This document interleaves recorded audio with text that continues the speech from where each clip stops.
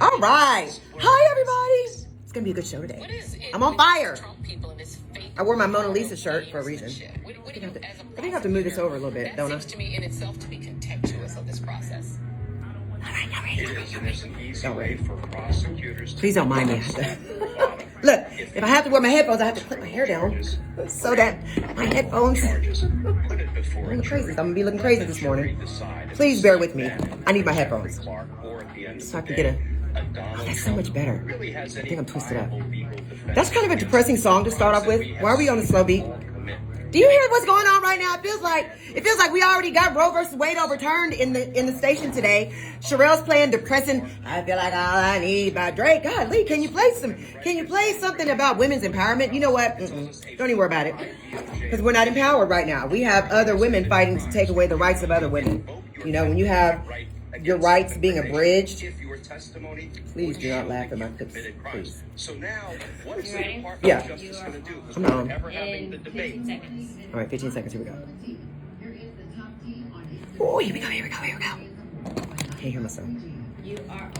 Good morning, everybody, and happy Thursday to you. I hope you all had a fantastic week last week celebrating, I guess, Thanksgiving, Friendsgiving, celebrating a time where people were supposed to reflect on what they're thankful for. Well, I guess the natives probably were not having the same kind of celebration, because we all know that historically speaking, and for historical accuracy, Thanksgiving should have been called murder giving, because right at the end of their feasting, the great white people of the future United States of America decided to slaughter all of the natives, the men, women, and children, after they fed them. Kind of like the shooter that went to the black church and prayed with the parishioners at a worship service on a Wednesday. And then after he prayed and they prayed for him, the white guy decided to go ahead and shoot them all and leave one person that was able to tell the story. So if you enjoyed your Thanksgiving for other reasons than celebrating the shame of the history of the United States and what Thanksgiving is for, then I hope you enjoyed your time with your family. Those people who are in Congress, they probably did not deserve to enjoy their Thanksgiving. And I'm saying that specifically because there's a lot of disappointment that needs to be handed out.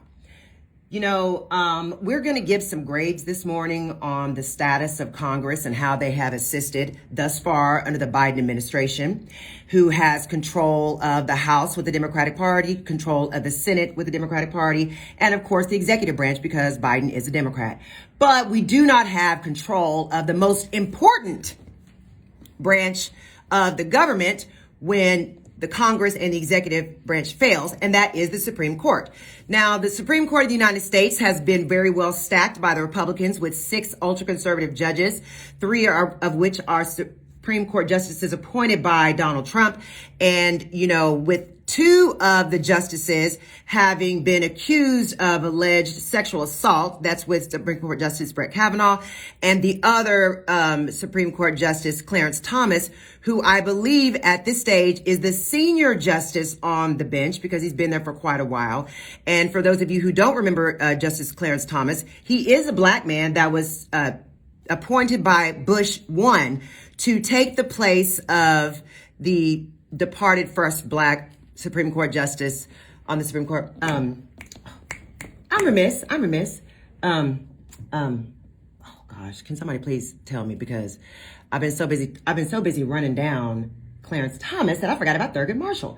So we have Thurgood Marshall, who was the champion for equality. I'm going somewhere with this.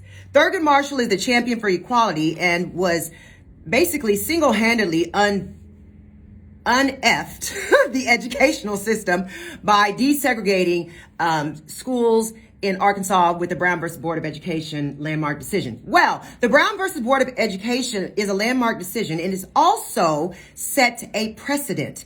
Precedent meaning this law was already done. It precedes any other law. So this is the law that said it was no longer good to have schools that were separate but equal, which was really separate but unequal. So when you think about having Justice Clarence Thomas and Justice Brett Kavanaugh being 2 men that are now on the Supreme Court ready to take away a woman's right to do with her body what she wants to, and then trying to determine whether or not women should even have the right to do something with their bodies, it's a problem, because whenever the United States has a right that they say you have certain inalienable rights to life, liberty, and the pursuit of happiness, blah, blah, blah. But I believe that the arguments that were made and put forth, and I'm going to go somewhere with this, but the arguments that were put forth by counsel that was defending Roe versus Wade, the arguments were great and valid. However, I believe that you could tell when Justice Kavanaugh began to speak that he was a champion of removing precedent and not following stare decisis. Stare decisis is a Latin phrase that means the decision, the decisis, and stare means to stand. Sto, stare, steady, status. I took Latin in high school, so it did help me out a little bit when I went to law school. But the decision should stand, which means precedent should stand. If they've already ruled on this 49 years ago, almost 50 years ago in 1973, that Roe versus Wade is the law of the land, I don't see a reason why we're going backwards. But one thing of note, we can now confirm that when the justices that were appointed by Donald Trump took the stand, they basically lied during their hearings to support their nominations when they all said that if there was a precedent, that they would let the precedent stand. And that stare decisis means the decision stand because Roe versus Wade was already long held law, and that for 49 years, women have been able to receive abortions. And let me just back up. Most of the women in the United States that receive abortions are receiving medical pharmaceutical abortions. They are taking what is known as the abortion pill that was legal up until yesterday in the state of Texas. Did you know that? Were you all so busy out there watching the Supreme Court shenanigans with the hearings that you didn't even pay any more attention to Texas? Yes, for those of you out there who are wondering what I'm talking about, most of the women, when they find out that they're pregnant, well, between 1973 and today, when they find out they're pregnant, they can ask their doctor after a certain amount of days, can they receive the pill to give them an abortion pill so they can administer the pill to themselves at home and not have to actually go to the abortion clinic and have this surgical procedure that could lead. Anyway, so when you have over 50% of the women that were receiving abortions in the United States were getting it through a pharmaceutical drug, but the state of Texas, they did this whole ban on blah, blah, blah after 6 weeks or something like that. And everybody was silent. Everybody was worried about the number of weeks, but nobody really paid attention to the Republican legislatures at the State House in Texas when what they did was shove through a bill when nobody was looking that automatically went into law yesterday. While we were watching the Supreme Court shenanigans, the state of Texas had a bill that automatically hit the law as new law at midnight 01, which was this morning, that said now the abortion pill is illegal. So they failed to protect a woman's right to choose what she wants to do with her body. And then they decided while Mississippi is using their state legislators to go ahead and write a new bill at their state house to fast track it to the Supreme Court of the United States, because when you have a bill at the state level that may conflict with federal law, it allows the state, because it is a state, to go up directly, have a beeline to the Supreme Court of the United States, which is a fast track. So when you have the state of Texas lying in the cut, saying, well, let's just go ahead and sneak up this bill. They did it like a couple of months ago, but they said that the bill would go into effect on December the 2nd. Well, that would be today. So ladies out there, it doesn't really, if you're in the state of Texas and you felt like, oh, it's 6 weeks, I'm at 5 weeks, let me go and get the abortion pill. Well, you can't get it. Now that you cannot get the pill that would allow you to terminate your pregnancy prior to that 6-week deadline that the state of Texas has put in place, well, then you're kind of screwed on that. Pardon my language, but you are screwed literally and figuratively. And I'm going to wrap this up because I got to do my lead in, but I had to go ahead and give you the purview of what's been going on in this behind the scenes with the Republican legislators in Texas versus what's been going on with what's been going on at the federal level. While we all have our eyes on what's going on the left, we need to keep our ears as to what's going on the right. And we're going to cut to a commercial really quickly so I can give you my lead in. Now, see, y'all didn't know that, huh? You didn't know that all of the shenanigans that were going on at the Supreme Court level, nobody was paying attention to what was going on in their own state of Texas. You know, Texas is really good for shoving bills through when no one is looking, and then saying if the Supreme Court doesn't act by a certain deadline, then it becomes law. Well, that's exactly what the Supreme Court did with regard to the abortion rights, and that's exactly what they did with regard to the abortion pill that is now illegal in the state of Texas. So the fail-safe that women used to have, that, oh my gosh, I think they used to call it the morning after pill. I don't know, it's the morning after pill, where a woman, let's just say she ran out of her birth control pills, or the condom may have broken, or whatever happens when people get pregnant on accident. You know, then they're saying, oh, I think I might be pregnant. Well, Texas said you can't even get the morning after pill the morning after. You got to go ahead and wait till the baby actually becomes something like a piece of tissue, and 5 weeks of stress before you even realize, oh my gosh, this is affecting poor women, black women, women without access to health care, immigrant women, women that are disabled. This is affecting the lowest. See, the new abortion bills don't affect me. They don't. They don't affect women of privilege. They don't affect women with means. It is simply a way for, let's say, white, oppressive evangelicals. And a few of those black oppressive evangelicals sit up there with Clarence Thomas, his old alleged sexual assault and butt.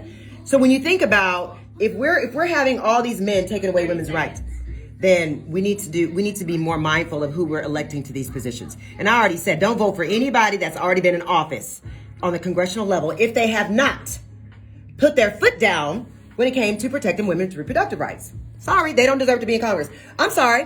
Who doesn't deserve to be in Congress? Anybody who did not stand and stand with women's rights. I mean, I can't believe it. How many vaginas are there in Congress right now? Yeah. Here we go. Okay, so I teased you a little bit on that first segment about what's going on in the Supreme Court, but I'm going to backtrack just a little bit, and I'll pick up again there later. We do have a little bit of top tea. Marcel Ozuna. Y'all know who that is? Well, he is a football player that was arrested. Do you know that this abusive man, and I'm not going to say allegedly abusive, because this dummy was choking his wife. Yes, choking his wife before he was arrested for domestic battery this past May. He was seen on May 29th in Sandy Springs, Georgia, which is a suburb of Atlanta. And the cops burst in, and body cam video obtained by TMZ, you know I love TMZ, showed Ozuna grabbing his wife by the neck as the cops entered the residence. And the cop, when he had his gun out, had to say, take your hands off her and get to the ground. And this was his wife, you guys. I mean, initially he was charged with a felony aggravated assault by strangulation. And he was ultimately charged with misdemeanor family violence and entered a pretrial diversion program. He had completed 200 hours of community service and anger management counseling. And so, Ozuna, I'm sorry, he doesn't play football. He plays baseball. Major League Baseball gave him a 20-game suspension, and it was retroactive to the time served, which means he's eligible to return to the Atlanta Braves for the start of the 2022 seasons. Now, let me tell you something.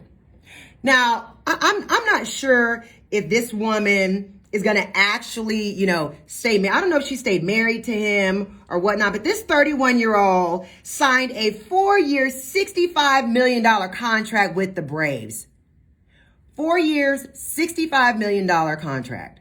Now, I don't know about you, but it looks like Major League Baseball, as of this morning, has been engaged in their very first lockout since the last one, where they got an increase in pay. So I'm thinking that instead of being concerned about a lockout, the Atlanta Braves need to be concerned about how to get Ozuna off the team and just lock him out of their team. And you know what? I hope that the woman divorces him. I mean, all the time the women are going to be like, well, maybe he didn't really mean to choke me. Maybe I might have survived. But you know what? At the end of the day, if he choked her when he probably knew the police were on their way, he was choking her. She was like backing up. And there was another man in the house that was right there during the choking. Now, I didn't even see him step in. So I guess, you know what, like-minded men hang out with each other. But anyway, we're going to go to our next story. And, it's unfortunately yet another situation. We have Cowboy safety DeMonte Casey was during a DWI arrest. He got arrested for DWI, and he actually tried to do some name dropping to the police officer. I guess that's guy code. Like, I'm going to identify myself as a superstar in the NFL, and then I'm going to tell you, oh, please give me an easy break, because I was just kicking it. I was just kicking it with Dak and Zeke, just trying to party with him. I didn't mean to be drunk. Just give me a line. And this was October the 19th at about 3 a.m. In Dallas, and he had a number of traffic violations, but he failed to signal while changing lanes, so that gave them probable cause to go ahead and pull him over. He was booked on a misdemeanor DWI charge, but you know what? It just goes to show you that at the end of the day, if a man gets pulled over for DWI, all he has to do is do some name dropping. He'll be back on the team later. And if you get caught choking your wife, all you gotta do is do some, nothing but drop $65 million and say, hey, I'm famous and the Braves can't get rid of me because they owe me too much money. And then all you have to do is be like, okay, they dropped that down to a misdemeanor domestic violence and community service. I mean, I don't know. It seems like the men that are breaking all these rules, they don't really seem to get any type of penalties for what they do. I mean, you have Brett Kavanaugh, who's now Supreme Court Justice, who allegedly sexually assaulted a minor girl. And then when she becomes a PhD doctor, then testifies against him during his hearing, people are like, we don't care about that. Yeah, he probably did, but he should still be able to determine what the rights of women are as the Supreme Court Justice for life. And, it just goes to show you that when you see Anita Hill, how she was treated by Joseph Biden. Joseph Biden was running Anita Hill down, didn't care about her at all. And then you have Clarence Thomas, who's now the senior ranking Supreme Court Justice, saying, okay, well, women, y'all are basically all whores. Keep your legs closed. You shouldn't be pregnant in the first place. And if you get pregnant, you're going to have that baby. I wonder, I wonder if Donald Trump allegedly got some woman pregnant, which, it was out there, it was an allegation made, and she had an abortion, which I heard that, he was alleged to have told somebody to have an abortion. I mean, would it be a situation where if you're wealthy and you have money, you can just go fly somebody on your private jet to a neighboring state like California or New York or Colorado and say, go get an abortion there. It's legal. But if you're in Texas or Louisiana or any of those 22 conservative states where women are not seen as human, then it's only really affecting the poor people. I'm just saying, it's just a racist, classist way to view women. And just like Justice Sonia Sotomayor said yesterday, when she was questioning one of the lawyers, saying, if you change this precedent and have half of the country that has basically free states and the other half is slave states, how will you be able to reconcile how the public views the Supreme Court? The Supreme Court is now looking like more of a political football, where you have the 3 liberal justices that were appointed by Democratic presidents, and then you have the 6 that were appointed by very conservative Republican presidents. It seems that the state of Mississippi only brought forth this claim for the reversal of Roe versus Wade because they knew that once they got that last justice appointed, that they could basically do whatever they wanted to. And it seems that when a woman's liberty is in question, then now are women not as viable as an unborn fetus that cannot live outside the womb? For whatever your position is, it should not be relegated to science. It should be relegated to freedom. Men have the ultimate autonomy over their bodies. Men are writing the rules for women. Men on the Supreme Court are determining whether or not to take away a woman's right to actually be a human and give a fetus, an unborn fetus who cannot live without its mother, the ability to say and have rights confirmed for a fetus. But at the same time, they don't want to say that the fetus should automatically be a citizen. They're not trying to say that a fetus should be charged with tax dollars. I mean, I don't understand how they can say that a fetus is more important than a human being, a woman that can live and who has paid taxes. So if you're a tax-paying woman, the state is trying to tell you how many children to have, not saying that you have a right to determine your body in the future. If a woman whose health is in jeopardy, a woman who has been raped by her father, a young girl, a minor who has been gang raped by a bunch of men, or let's just say in the situations of incest where a brother has raped his sister. So the Supreme Court justices, Brett Kavanaugh, they're basically saying, well, you know what? The fetus has a right to live, period. Who cares about the woman? I don't understand how there can be any dispute that when you reverse a right with a woman's right to determine what she does with her body, that's just the first right that's being reversed. You have to then think about all of the other rights. What will happen with gay marriage? Now, if abortion is reversed, gays, I don't know what you're going to do.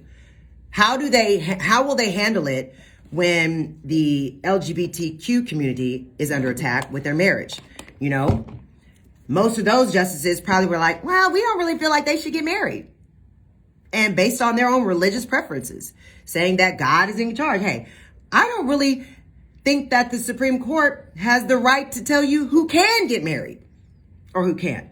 I thought that marriage was something from the Bible, where God said, man and women come together, marry, have babies, to procreate, reproduce. I didn't see God saying anywhere in the Bible that so long as the government gives you that right, then you have the right. I mean, I don't know when the government is into handing out rights that people don't normally have, but if the government gave gay people the right to get married, I guess the government can take away the right to be married. So while people are out there talking about abortion rights, you know, abortion rights are not being affected when it comes to women of privilege. I'm trying to tell you all, this is a slight against the poor people. This is a slight against Black women. You have the state of Mississippi that ranks number 50 out of 50 in healthcare. They rank 50 or 49 when it comes to infant mortality.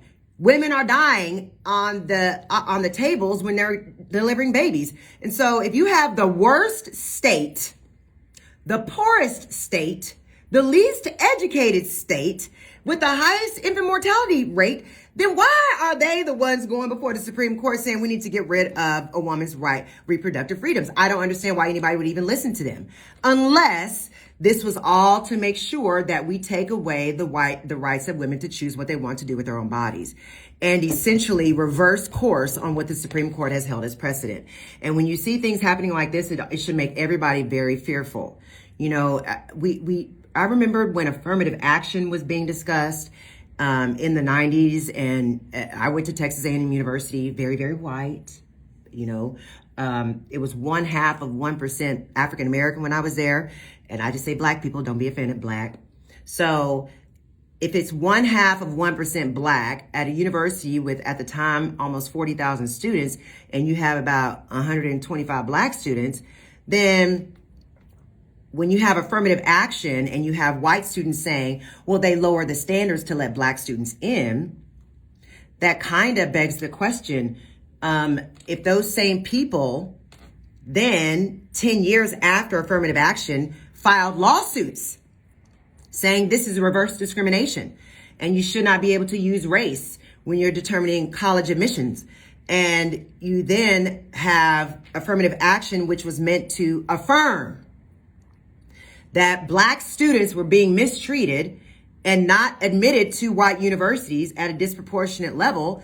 Then they needed to go ahead and desegregate the educational system. Basically, that's what affirmative action was meant to do. Desegregate the university process and make college admissions more fair. What did white people do? They just went out there and just started going ahead and stealing their way in and going ahead and buying their way into. See, when you think about whenever there's a law written that will benefit the least amongst us or the poorest amongst us or the have-nots, then there are always the haves that will dump money into the campaigns of these congressmen and women, and into the campaigns of these Senate men and women, and into the presidential campaigns to just make sure that they lobby for years. And obviously with Roe versus Wade, they've been lobbying for decades to reverse course on Roe versus Wade. And what did they do? They pumped in millions of dollars. And for the last 49 years since they lost at Roe versus Wade, they've been trying to reverse course. And they finally got a Supreme Court who is unfair and very biased and unbalanced. And this is part and parcel for the reason why, and hear me out, if you are a Democrat and you actually voted for President Biden or voted for a congresswoman, not talking about the men, if you voted for Biden and you voted for a congresswoman from your district, or a female senator from your district, and she did not toe the line on women's reproductive rights. See, they've already passed the women's reproductive bill to protect women's rights in the House. The problem is it's languishing in the Senate. It languishes in the Senate the same way bills used to languish in the Senate when Donald Trump was the president and Mitch McConnell was the speaker of the speaker of the Senate. So when you have Mitch McConnell not putting those things, those issues, those bills forward on the agenda, then the Senate does not get to ratify. Remember, I don't know if y'all remember Schoolhouse Rock, but there was it's from the 70s, and I'm a product of the 70s. And there was a thing called, it was How Does a Bill Become Law? And it was a song that says, I'm just a bill sitting here on Capitol Hill. Well, the bill is actually a piece of paper that's rolled up. If you watch Schoolhouse Rock from back in the 70s, rolled up, sitting on the steps, looking like, I'm just sitting here. Well, the House presents the bill with everything that they want in it. If it's voted on and it passes in the House, then the Senate has to bring it up to the Senate, and they have to then discuss it and vote on it. Once the Senate votes on it, if it passes the Senate and is ratified, then it goes from the Senate, that bill then goes to the president's desk. So the president can sign the bill into law, or the president can use his presidential veto power and veto the bill. Well, the Republicans were way too smart, and the conservative movement was way too smart to try to have something that could go before the Senate, get ratified, and then get vetoed by the president. So they now are in a position where they knew that if they put the Senate bill, the reproductive bill, before the Senate, or let's just say if they had an abortion ban before the Senate, and the Senate passed it when it was Republican rule, but we had a Democratic president like Obama, he would have vetoed it.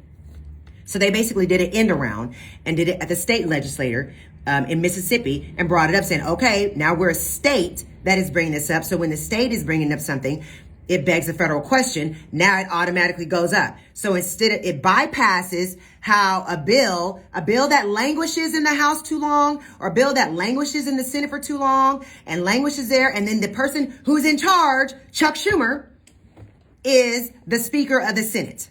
Okay? Chuck Schumer did not bring up the bill.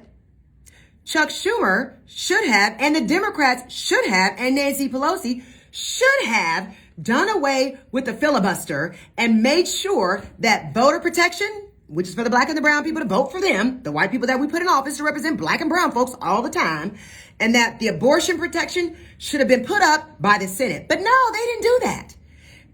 They're so hell-bent on protecting the filibuster, and I don't know why. When in the last 8 years, from the time, or I skip over Donald Trump's 4 years, I just say in the 8 years of President Barack Obama's rule, which is really just a whack rule. He didn't really rule anything. He didn't do it. Listen, President Obama didn't do anything that we can actually bite our teeth on. This healthcare farce is a farce. I'm sorry. If you have Obamacare or Affordable Care Act, I don't even know if you can really get into the doctor.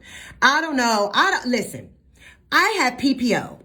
Okay, which is personal insurance through regular working, and that's just the way it is. So Obamacare was good for the least amongst us, but he left the women, he left the black people and the voters, he left everybody to their own demise. He didn't do anything for 8 years. Not one time When he was the president in that first term, let's go back to the first term when Obama was the golden child. You know, when we were all looking up there with tears in our eyes when we went to the inauguration way back in 2009. He won in 08. He was inaugurated in January 2009. And we thought, this is it. We can see the light. Yes, we have Black Jesus. No, we did not. We did not have Black Jesus. No, he was not going to lead us up. We did not have Black Moses, Black Jesus. We didn't have Black anything.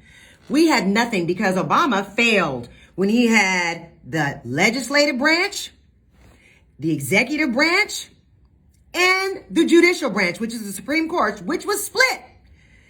At that moment, he could have automatically put up the voter protection, push that through. When you have the House and the Senate, sign that bill into law and call it a day. We should not be talking about this if we have Democrats in power. So if you're a Democrat that voted on a woman, if you voted for Sheila Jackson Lee and you voted for Eddie Bernice Johnson, if you voted for, I'm trying to think of the other ones, some other women, there's not very many that I know of, Alexandria Ocasio-Cortez up in New York, if you voted for some of those women that are congresswomen out there in Florida, if you voted for any of those women that were able to push that bill through the House, kudos to you. Now let's kick it up to the senators.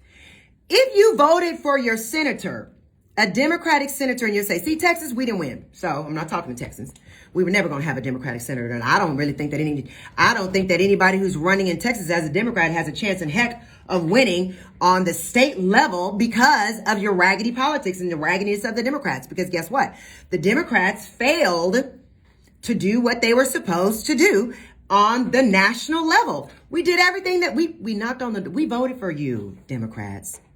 I voted for Biden because of Kamala. I was like, okay, well, nobody's doing what they're supposed to do. So I think Biden and Kamala need to go back home, regroup, run again, run on some promises that you can actually keep, because none of the promises that Joseph Biden and Kamala Harris made while they were campaigning have actually been made good upon. We don't have voter rights. Sorry. We don't have women's reproductive rights protected. Sorry.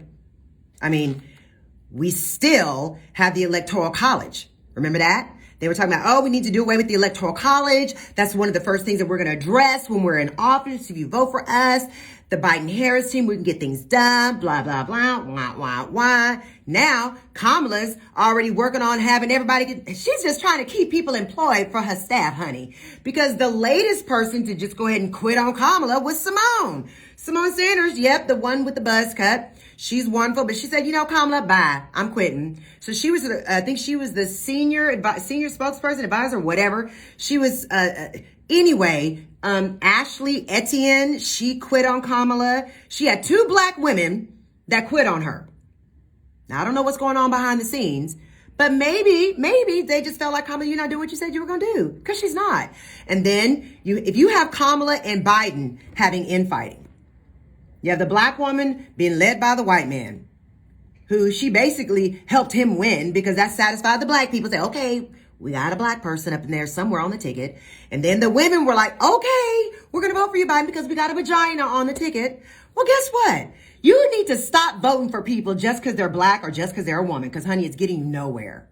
You need to actually vote for people who are going to do the job that you put them in office to do. Stop voting for your color, stop voting for your gender, and vote for people who are going to actually get things done. And with that, I'm going to go ahead and break and go ahead with another song, because let me tell you, your vote is not racial. Your vote is not gender. Your vote is not sexual preference. Your vote should be voting for the person in office who can actually do the things that they promise to do. Stop voting for liars that make promises. The only liars that you should vote for are the liars like Brett Kavanaugh, liars like the justices on the Supreme Court that lied during their congressional hearings to get them nominated. And that lie that said they would not remove precedent. You need to vote for those kind of liars that you meet in the back room. All those Republicans who met with Kavanaugh and Amy, I don't call her by her last name, Amy Barrett, whatever her name is. Amy, who said, oh no, we're going to get you in. All you got to do is say at the hearings that you will not do anything to upset the current law. And then do whatever you want to when you're justice, because once we put you in power, baby, they're not going to be able to remove you because the Democrats are too weak to do it. Now I'm cutting to my song. Ooh, ooh, ooh, ooh. You know, I just like, dude, if these weak Democrats, listen, stop voting for people because they're black. Stop voting for people because they're women. You got the evangelical Christian right women, white women, and some black ones sprinkled up in there like Pepper, are out there actually saying we need to make sure we protect the fetuses. Well, can somebody please go down to the foster care, to the foster parents and tell them we want to go ahead and add $10,000 to your monthly stipend because there's going to be a whole bunch of babies. There are going to be at least 70,000 babies that are going to be born to women who don't want them. And you're going to have Amy Corrin Bennett out there talking about, oh, well, just leave them at the fire station. Well, do we need to go ahead and set up daycares at fire stations across the United States of America and have federal funding for daycares at the firehouse so you can just drop your kid off? But I'm sorry, when is it okay to just drop it and abandon your kid? Do you really want to have a woman that takes her baby to term all the way, that can't stand the body that's living inside her, that's going to probably be drinking and smoking and cussing and doing all kinds of stuff to kill the baby, to make sure that baby is born still? Do you know the lengths that women were going through to be able to get abortions when it was illegal across the land? Come on now. You cannot expect those same women. Let me tell you something. If a woman don't want to have a baby, ladies and gentlemen, she's not going to have a baby. She's not. If she doesn't want it, she's not going to have it. So I don't understand why we feel like we need to keep on forcing women who don't want children to have children just because some conservatives feel like that their religious law should be the law of the land. If they're using religion, then why are we still what happened with prohibition? I'm gonna save that for the segment, because when you look at the historical context of prohibition, the Bible thumping white women were mad because at the time when their husbands were coming back from the Civil War and they were spending too much time in the bars, they were having too many harlots, they were drunk all the time, and they were beating their wives' butts coming home drunk.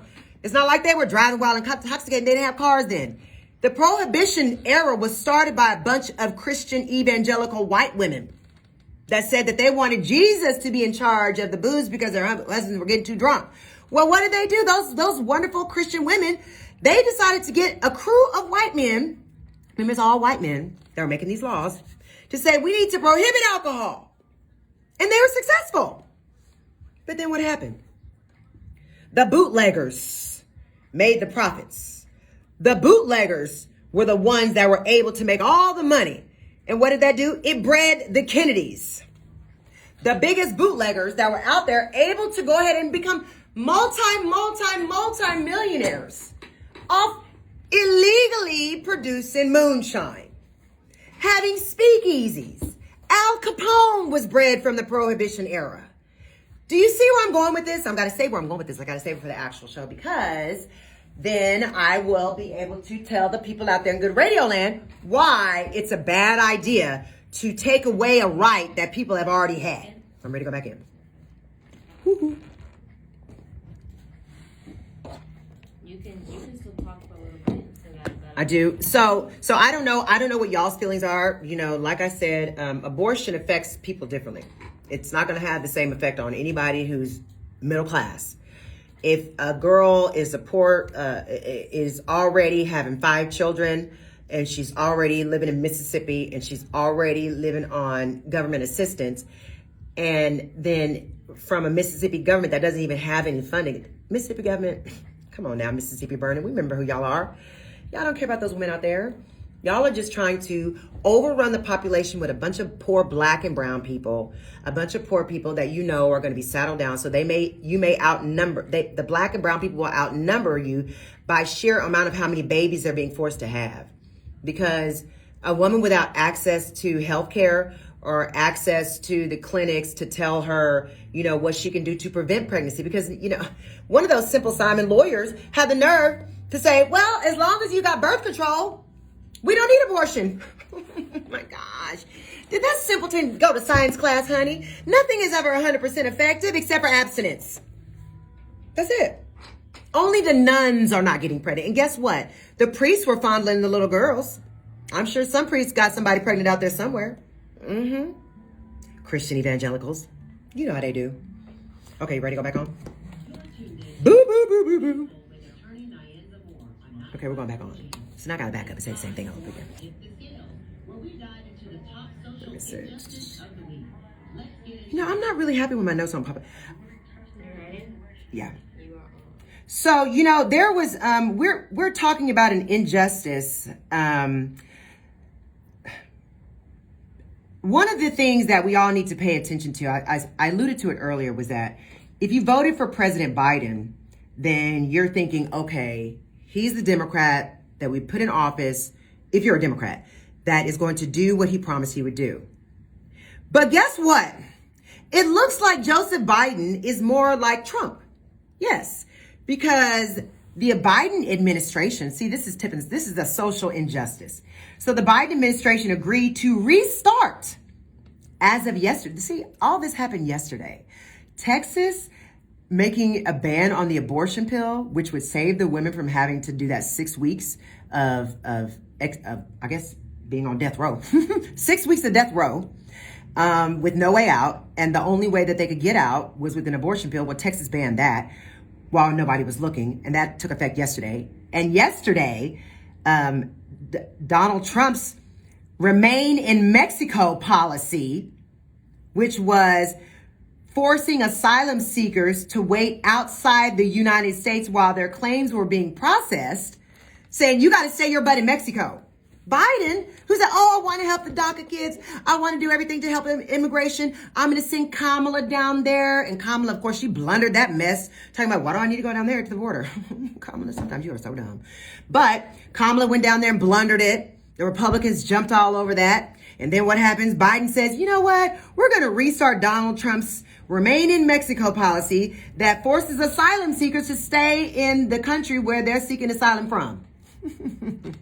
So I guess Biden figures that being more Trump-like and keeping Trump's policies from Trump's era is better for him and his presidency, since he can't seem to get anything done except for talk about roads and bridges at a time when women's reproductive rights and voter rights are being suppressed. So that's my tipping the scales at an injustice for all of those people, and I'm saying people who voted for Biden who were specifically geared toward his immigration policy being a reformation. So those people were duped. Those people that voted for Biden specifically to make sure that voter rights were protected, because we thought that because of the bang up job that Stacey Abrams did for him, getting the vote out for him and getting the vote out for the 2 senators elected to represent Georgia, then that means Biden would do everything to protect voting rights. Well, of course, Biden didn't do anything to protect voting rights. And so that's why Texas was able to get away with murdering voting rights. And, you know, now that you have the Republicans in Congress are basically saying, like, we get to do whatever we want to. We were able to set aside the filibuster. And I don't know, do you all remember, I'm giving you another little bit of a lesson. I already talked about what happens on Capitol Hill with a bill, you know, how a bill becomes law. So now I'm going to do a little bit of a refresher on what exactly happens whenever you have the collapse of Roe versus Wade on the political landscape. If Brett Kavanaugh, and let me not say Brett Kavanaugh, if Justice Roberts, who is the chief judge on the Supreme Court, if Justice John Roberts, in his line of questioning yesterday, eluded that 15 weeks was the issue, like for a woman's choice, it seemed like he ignored the fact that liberty was at stake. And if the attorneys, it was interesting to see, you had females representing the side of reproductive rights, and you had men on the other side, you know, trying to take away those rights. But when you think about what would happen, you have to liken to what's happening now with abortion rights to the Civil War on slavery. Now, at the same time, half the states were slave states and half the states were free states. That became an issue because the federal government was like, well, if you're free in New York, but you're a slave in Louisiana, then federal law has to make it one rule for everybody. And now we have 22 states where it's illegal to get an abortion, and you have the remaining states that say you can get an abortion. Then it basically becomes a split of the country. You cannot do what Brett Kavanaugh is trying to put up as a way of fixing it by saying, well, let all of the states make their own decisions. Because then it's the Jim Crowing of abortion rights. By Jim Crowing, I mean to say, when slavery was outlawed after the Civil War and the Justice Department was created to be the eyes and ears on the ground in the states that were coming out of slavery, who actually did the rebellion, who were the actual insurrectionists, then they needed to police the former slave states to make sure they were not doing anything to abridge the rights of the newly freed slaves. So if they had to go to an extreme measure to create the Justice Department, to go ahead and set up offices in all of these states to make sure that the new law of the land was protecting those people that it was made to protect, which was the slaves, then what's happening with Roe versus Wade? If the conservative court demolishes or abolishes or minimizes Roe versus Wade and takes it out of the federal hands, which will then say it's up to the states to determine the rights, women's reproductive rights, then it is akin to having the Jim Crowing of poor women. And it will basically say that if you're poor, you don't get to have an abortion. But if you're rich and you have access, you can do whatever you want. And the same way that they were able to say in the Jim Crow South, well, you may be able to vote, but you have to tell me how many sprinkles on the top of this cupcake that has 5 bags on top of it. And if you don't get that answer exactly right, then you don't get to vote. Or we're going to make you pay a poll tax. Or we're going to tell somebody who can't read to recite the alphabet. Or we're going to make it that much more difficult. And that's exactly what Texas has done. They have basically Jim Crowed women's reproductive rights by saying these are all the things that you're going to have to do if you want to get an abortion, even though abortion is legal in the federal level across the land. So when you have the Jim Crowing of women's reproductive rights in all of these former slave states, you see where I'm going with that? It's the former slave states that are interested in re-enslaving women. Do you hear me? The Handmaid's Tale, for those of you who ever saw that TV show, The Handmaid's Tale was basically a dystopian view of what would have happened if men were in charge of women's reproductive freedom. And it's actually happening right now. So you have the Republicans in office and the conservative Christian evangelicals now making women wear the red cloak of you will have that baby and you're going to give it to somebody. You're going to either take care of the baby and we're not going to give you any government assistance. Because remember, those same states like Mississippi, the poorest state in the union, they're telling women, go ahead and have that baby, but they don't even have the money to help that woman take care of that child. They're the lowest in education, the lowest in maternal death rates. They're the lowest in everything. Mississippi is the lowest of the lowest in everything. And they have the highest population of black people of all the states. So what are they doing? They're basically re-enslaving black women, forcing them to have children. They're basically saying whether you're raped, whether you will die if you give birth to this baby, we don't care. Maybe it's a sign that they'll be like, hey, if we can kill off some more poor people and have them not survive their pregnancies, more power to us. If we can go ahead and say, hey, we have a way to systemically confirm that you will be in the lower class forever by forcing already poor women to add yet another child to their family that they have to feed when they can barely feed the children that they already have. that you may have a woman who's in a domestically violent relationship with a man. Not talking about the woman over there who's getting choked by her Major League Baseball husband who has $65 million from the Atlanta Braves. I'm not talking about her. Because you know what? She can go ahead and get an abortion anywhere she wants to and go on a private jet if she wanted to. But there's somebody out there, there is a woman out there that's getting her butt beaten and who already probably has 5 kids by her abuser and gets pregnant again from when he raped her. See, because married women get raped too. Married women can get raped by their domestically violent husbands and then end up pregnant. So now we're forcing a woman who's already getting beaten by her husband to have yet another baby by her tormentor, because the conservatives believe that it's more important for a woman to basically be almost forced into indentured servitude, which is what I call childbearing, to when you bear a child for a child that you don't want, and then you have to feed and clothe it. How do you think that mother is going to respond to that child? How do you think that father is going to respond to that child?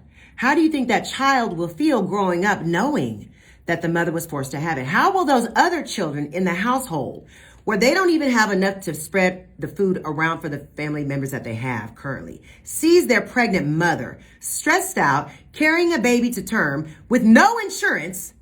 Then you got the Republicans trying to get rid of the Affordable Care Act, which would allow the woman to be able to have the baby and have coverage. Remember, the Republicans are the same ones who said that pregnancy is a pre-existing condition that should not be covered by insurance.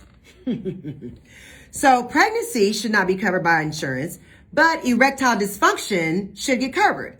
So you have these same men and some of these same conservative women voting with those men that says, if you're pregnant, we're not going to cover that. You're going to pay for your own doctor's bills. That you're not going to be able to get that coverage at all. But you're going to have that baby, and we're not going to give you any healthcare coverage for it. And we also don't want to give you any government assistance when you have that extra mouth to feed. So what happens? Then the state is in charge of determining whether or not that woman is going to have her parental rights terminated, if she is unable to care for her child, if she neglects the child because she doesn't have enough money, or she ends up homeless, or if her kids get taken away from her. See, all of these things are a trickle-down effect. It's like a snowball effect of what happens when you force a woman to put another person in her household that she cannot even afford to feed, or afford to clothe, or afford to educate, or afford to take care of. And what does Amy Coram Bennett say? She says, we'll go drop your baby off at the fire station. You know what? If they're going to set up foster care systems, if they're going to set up daycares at the fire stations, I'm all for it. Yeah, they also need to go ahead and set up free Lamaze classes. They need to have some of these congressmen and women on the Republican side who have stepped up, and they should offer in their districts free health care to all pregnant women without question. Because remember, their only concern is that the baby survives. So they should be paying for that baby to survive. And they should also be paying to take care of that baby. And they should also provide, let's say, if it costs $150,000 to care for a child between the ages of birth and 18, they should go ahead and give a stipend of $150,000 to every woman that they're forcing to have a baby that doesn't want one. That will set her up. Yeah, maybe that's what you should do. If you don't want to give her an abortion, go ahead and give her $150K. And on that note, I'm going to go ahead and cut to commercial because we got to go ahead and we got to pay the rent here. But maybe that's something that the Republicans need to consider. Maybe they need to go ahead and throw that into that $1 trillion roads and bridges bullcrap that Biden came up with. I mean, I don't know. Are the roads and bridges something that are so important now that we need to vote for Democrats again? I think not. I think if you're a Democrat in office and you're in the Senate, you need to go home and sit down somewhere. Okay, taking a break. Boop, boop. So I know that, you know, a lot of people are like, oh, it's a religious thing. Oh, whatever. If you have so many women out there who cannot feed themselves, how do you expect them to care for a baby? Do you really, do these men who have never been pregnant, they've never been pregnant, who cannot even get pregnant, who have no idea what pregnancy entails, to say, go ahead and have the baby and just give it up. Just drop it off.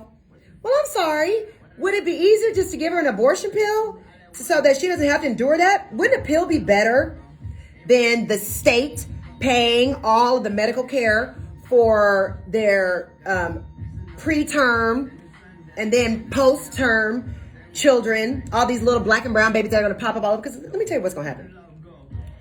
If this bill, if the Supreme Court does Roe versus Wade this way, and immediately that bill that was put forth by the House, the Women's Reproductive Free Protection Act, if that is not put up in the Senate by Chuck Schumer, and if the filibuster is not set aside for voter protection and women's reproductive health, then you know it was never their intent to protect a woman's right, and that it was never really on their agenda.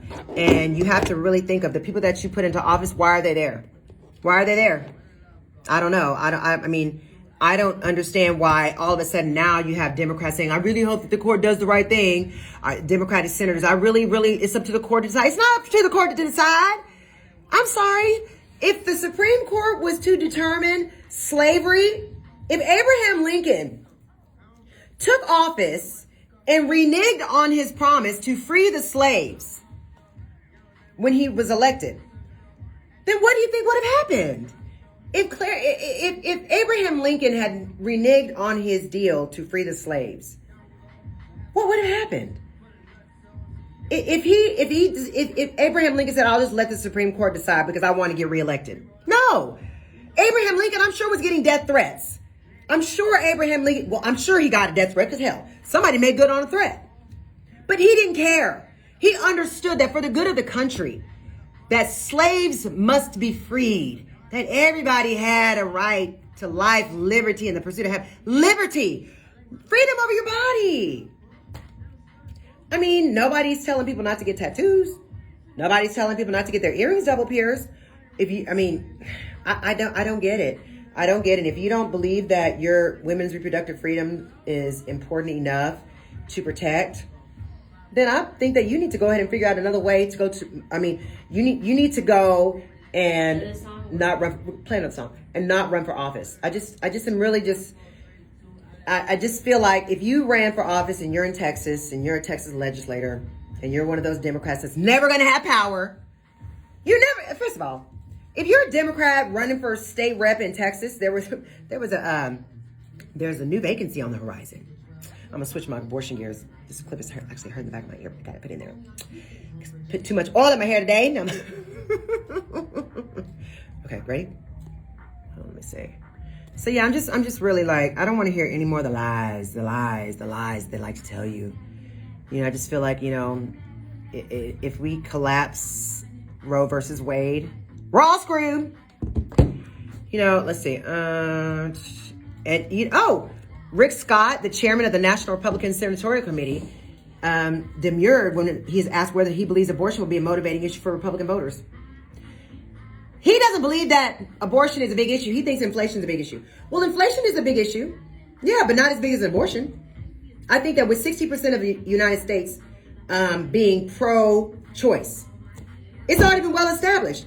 Who exactly are these pro-life people that are saying that this is what needs to be done? You've gotten 6 justices on the court that are the Bible thumpers that want their ways to be, you know, put on everybody else.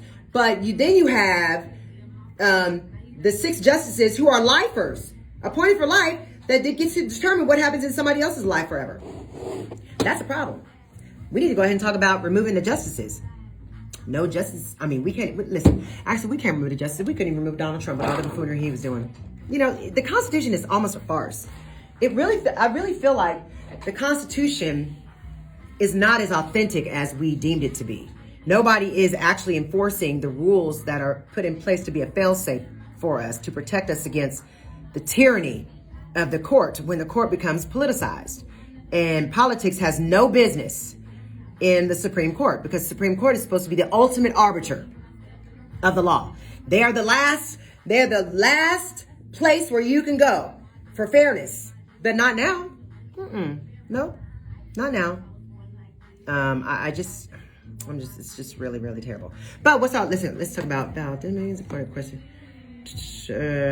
Months after, yeah. I'm just, how many women are on this, how many women senators are there? Yeah, let me ask. Hey, Siri, how many women senators are there in the United States? I don't know if you can ask. Here's an answer from Wikipedia.org.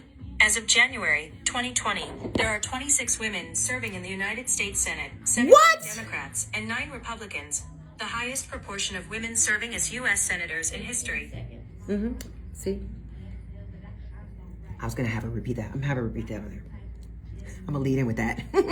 Y'all, let's see where I'm going with this in a minute. I have 15 seconds right now. Yeah, I'm gonna, 15. Let me play this real quick.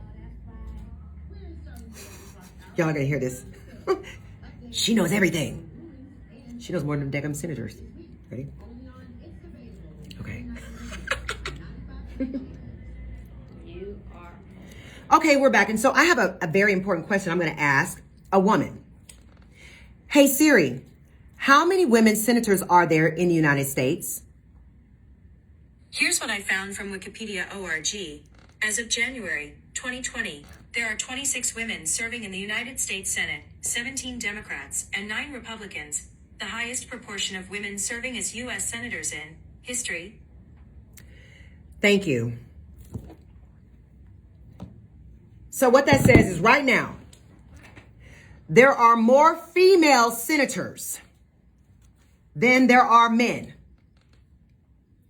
26 women with vaginas that are not supporting a woman to be a full human with complete autonomy over her body.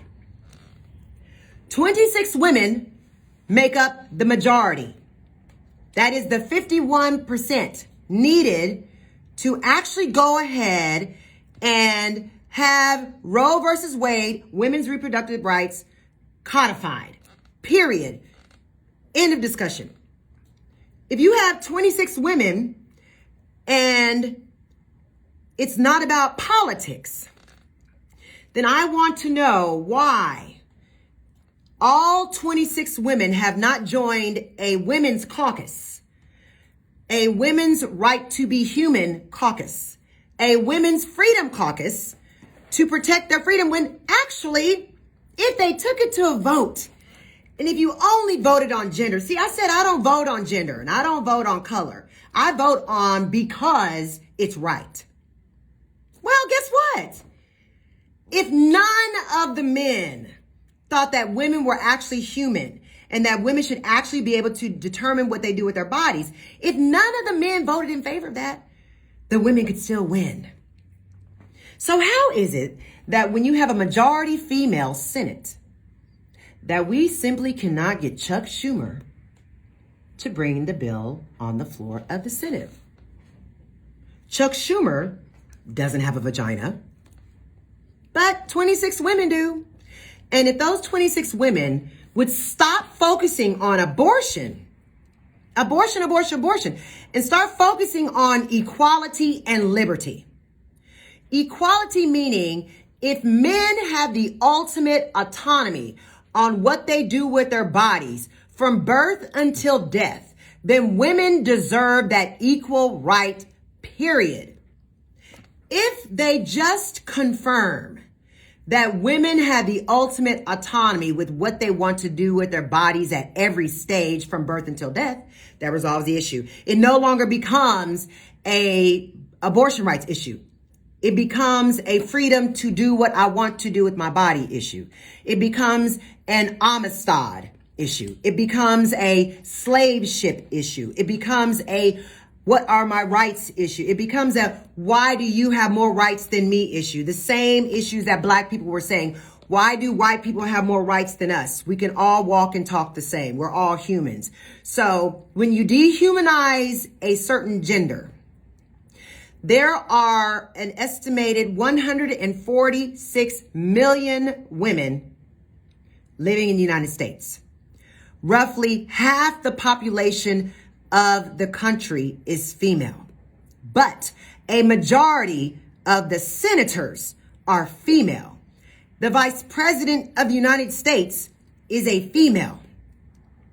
We have women on the Supreme Court now that are all female. We have fought for the right to be equal when it comes to employment, when it comes to education, when it comes to the right to join the military, when it comes to a woman's right to marry, when it comes to a woman's right to own property, because women used to not be able to own property. Women were considered chattel, which is just a thing, which is something that can be traded, which can be owned by a man.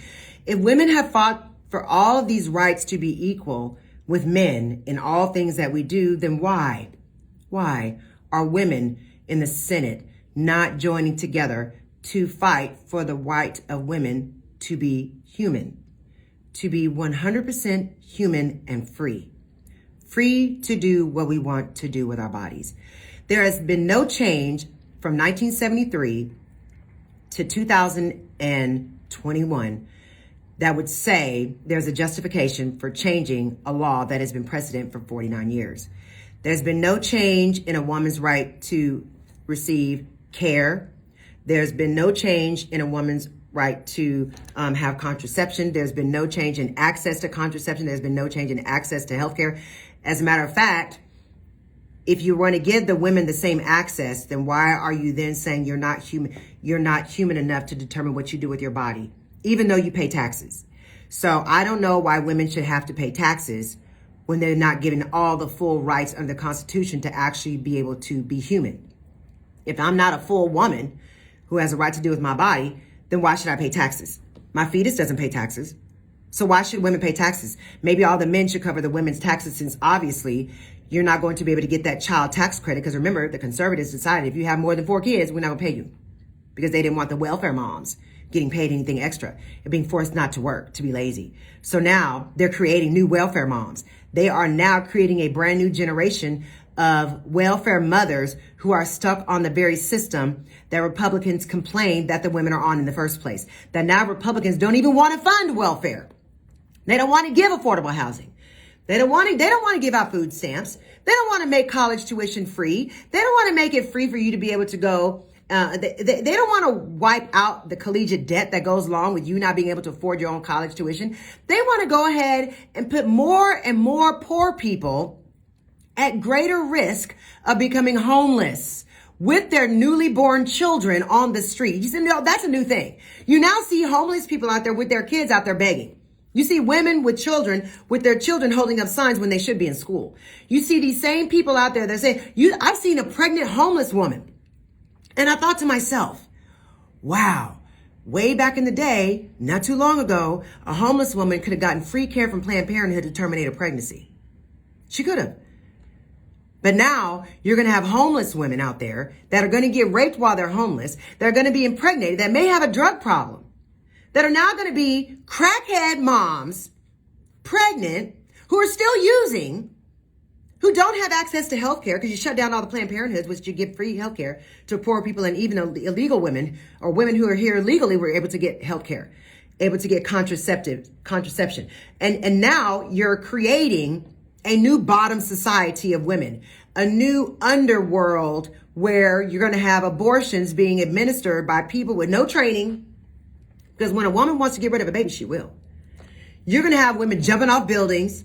There was already stories of women who were using hangers to do abortions back in the 50s and the 40s before abortion was legalized. So you're just going to create another bootlegging of abortions. So just like the Prohibition era, you used to be able to drink alcohol, and then you had the conservative movement of Bible-thumping white women that were upset that their husbands were out at the bars, out with mistresses and out with prostitutes, getting drunk, having a good time. And they're staying at the bars and coming home and doing domestic violence on them. And they wouldn't stay sober. They wouldn't go to work. They were just being lazy. And those Bible-thumping women went and lobbied with their Bibles in their hands to all the congressmen and women and said, hey, we need to get rid of liquor, because liquor is the devil's juice and it's causing all of our husbands to stray. It's causing them to be beating us up and causing domestic violence, all this kind of crap. And they're just being drunk and they're being lazy. And we need to stop them from drinking. So those lobbyists, just like the conservative Christian evangelicals of today, went to and propositioned all those congressmen and senators and said, we need to change this. We need to prohibit alcohol. And what do? Reverse a right that people had to do with what they wanted to with their bodies. And they said, you can no longer have alcohol. So what did it do? It created the Kennedys. It created the bootleggers. It created Al Capone. It created the undercurrent. It allowed the criminal enterprises to grow and grow and prosper, so much so that a bootlegging family could breed a president of the United States. Okay, let's talk about it. You know, Jacqueline Bouvier married JFK, but JFK, the Bouviers were rich just on business, but the Kennedys were rich on bootlegging, which was illegal. Speakeasies is what Al Capone used to use to bypass the federal mandate prohibiting alcohol. What did they do? Create their own liquor and create their own clubs to go ahead and give the people the speakeasy pass. Well, that's the same thing that's going to happen with abortion. Do you really think that people are going to be out there not getting abortions just because the law says I can't get an abortion? Well, people still drink and drive even though they say you're not supposed to. People still don't want to get vaccinated even though they say you should get vaccinated. People, listen, you cannot legislate morals. You cannot legislate your own ethics onto other people because the gangsters amongst us will figure out a way around it.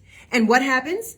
When those gangsters get big and big and big and big and make so much money, then they become the ones with the money to lobby to reverse course on whatever the precedent was.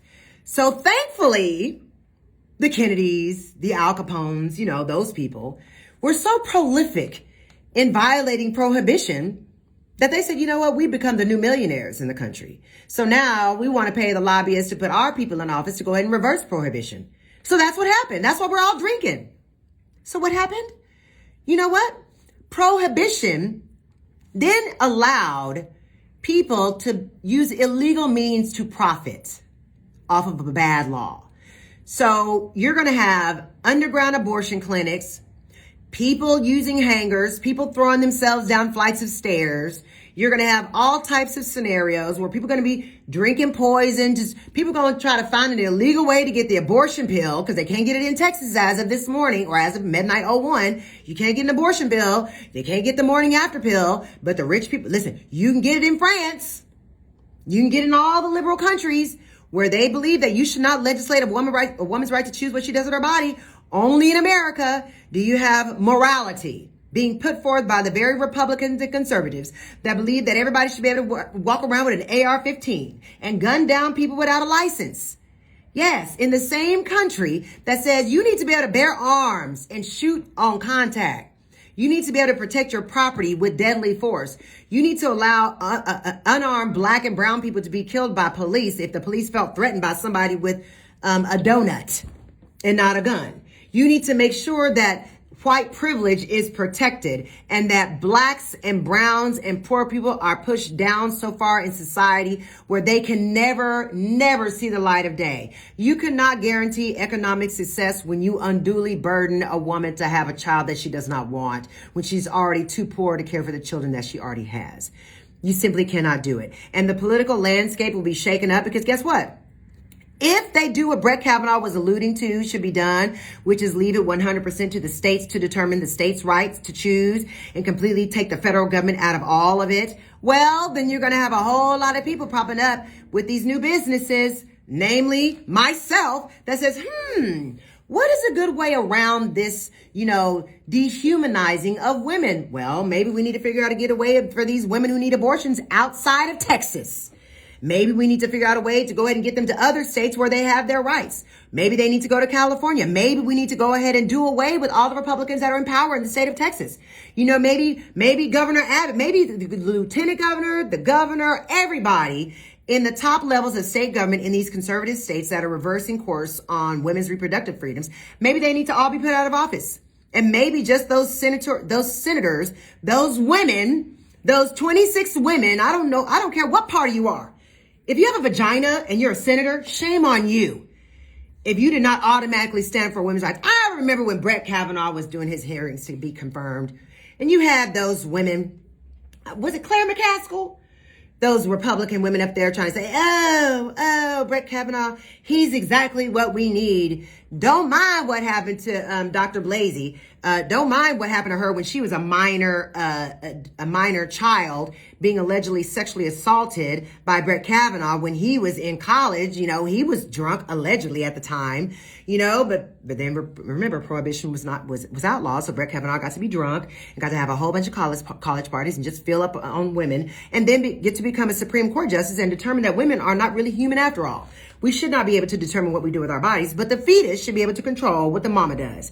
I don't know in what America or what family unit does the baby get to tell the parents what to do.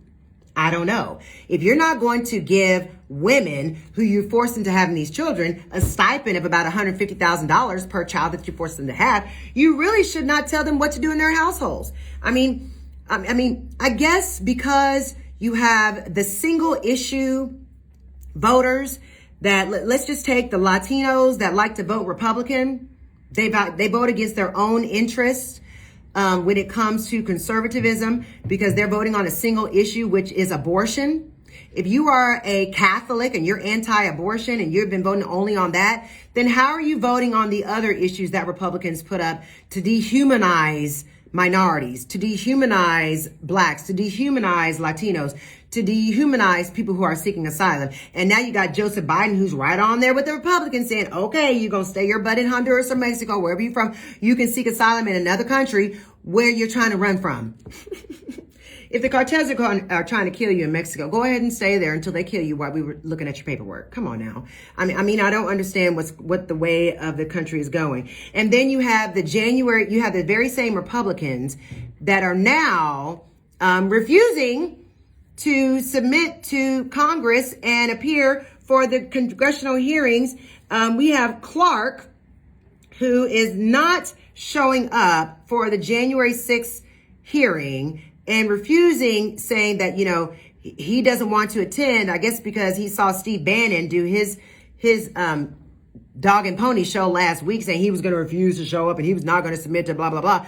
Well, now you have this other guy who's now Congress finally acted and voted unanimously to hold Clark in contempt. But who cares? Who cares whether or not Congress holds him in contempt? Because guess what? They should have used their plenary power and held him in contempt on day one when he didn't show up. Because now he submits from his lawyers yesterday, some last say, oh, well, I'll submit, but I'll just plead the fifth. Well, if you're pleading the fifth, then you probably committed a crime. But the problem is, when he already submitted to the hearings, he had already been deposed. He didn't plead the fifth back then. So what exactly are you going to say that's different this time? Were you lying the last time, Mr. Clark? Or are you going to lie in the future when you appear before the committee? I don't know. But this is all a bunch of dog and pony shows to distract the American people from what the Republicans are really trying to do. And that is push out the waiting game and wait and force all of these hearings to wait until the elections in November. If they can push off everything and not vote on anything until 2022, when they change hands, and we know that the Democrats will lose the senators. They are going to lose. They're going to lose the House and the Senate, period. When they lose, if the Republicans can hold out long enough and keep the Democrats doing dumb stuff and having the Democrats distracted, instead of doing what they have the power to, you have the Democratic majority in everything. And I'm so upset with how I voted in the last election. Shame on me for voting for Joe Biden. Shame on me for voting on the Democrats, because the Democrats did nothing. I will be voting independently, and I will probably run for something as an independent just to get back at these dumb Democrats who have failed to protect voting rights and women's reproductive rights. I'm sorry. Not going to vote for you. Probably run against you. Yeah, mate. Because at the end of the day, if you're not going to vote to protect the very people that put you in office, you need to go home. All those 26 women in the Senate, let's just say if you're a Republican woman and you don't care about your reproductive rights because you're a senator, and you got all this privilege, and you're too old to have an abortion yourself, and you're just trying to use God as your way to say, oh, I'm a super Christian, we should not be getting abortion. Well, I'm a Christian too, but I'm a cursing Christian. I'm going to curse out anybody who wants to take away my right to do what I want to with my body. Because until men are automatically confined to life in prison for rape, they should not get to impregnate women that don't want to be pregnant by them. Shouldn't you get a life sentence without parole for raping someone? Because you're basically sentencing the woman to life imprisonment by forcing her to have a baby that she doesn't want, that will one day become an adult that she's going to be responsible for the rest of her life. So why shouldn't a man who commits a rape in the United States of America, why don't we put that before the Supreme Court? Why don't we do that in criminal justice reform? Why don't the 26 women in the Senate come up with their own bill and send it down to the House and say, hey, why don't we just say we want to make one rule change that goes along with Roe versus Wade being toppled and say, moving forward, federal law across the land will say that any woman who is raped by a man or whether it was raped by one man or several men in a gang rape, if those men are convicted, they're automatically sentenced to a minimum life without the possibility of parole for 19 years. 19 years, which would be not 18, 19 years, because we got the 9 months of gestation for when the woman is pregnant, and from the time of birth till that person reaches the age of 18, that'll be 19 years. So if you can go to prison for 19 years of a life sentence mandatory, then that's fine. Take away a woman's right to not have a baby that she doesn't want. If you have a man who has incestuously raped his daughter, you can give him life without the possibility of parole forever. Because remember, he's the pawpaw and the daddy at the same time. So why not make men feel the weight of exactly what the reversal of Roe versus Wade would cause across the land? A lot of unwanted pregnancies. And what's the only way a woman can get pregnant? The only way a woman can get pregnant, aside from immaculate conception, which was Jesus Christ, well, it needs a sperm to fertilize an egg. So without the sperm donor, meaning the man, there would be none of these unwanted pregnancies. So if men do not have to spend the rest of their lives in prison without the possibility of parole after 19 years, then Roe versus Wade should remain the law of the land, so that it really does mean justice and fairness for all women and the men who rape them. I'm going to cut to commercial. On that note, just marinate on that for a little bit. A life term for the men who impregnate a woman who is essentially giving her a life term of being a mother. That's an essential prison term. It's worse than prison. It's another human that you now have to not just give 3 square meals a day, but you actually have to provide and promote and support and care for and be empathetic to, because the law tells you if you neglect that child, we're going to put the mama in jail. If you neglect that child, we'll take away her benefits. If you neglect your child, we'll take away that child and put that child into the foster care system. So let's go ahead and make it even more fair. The rapist man goes to prison for life. Okay. The foster families get an extra $50,000. Just because, as just an extra bit of money, because they're going to have a lot more children that they're going to have to care for. The foster families get a free home that has a minimum of 7 bedrooms so that each child can have their own room. Because if there's 70,000 extra unwanted children in the world, that Amy Corrin Bennett is telling people to just go ahead and drop off your baby at the fire station. Well, then if they're dropping off babies at the fire station, should we set up new daycares at the fire station? Oh, no, that's right. They don't want socialism. Remember, the anti-socialists don't want fire stations to help out. They just want you to drop off your baby, but they don't want socialism. Don't they realize that the fire stations are socialized protection? Fire stations are socialized.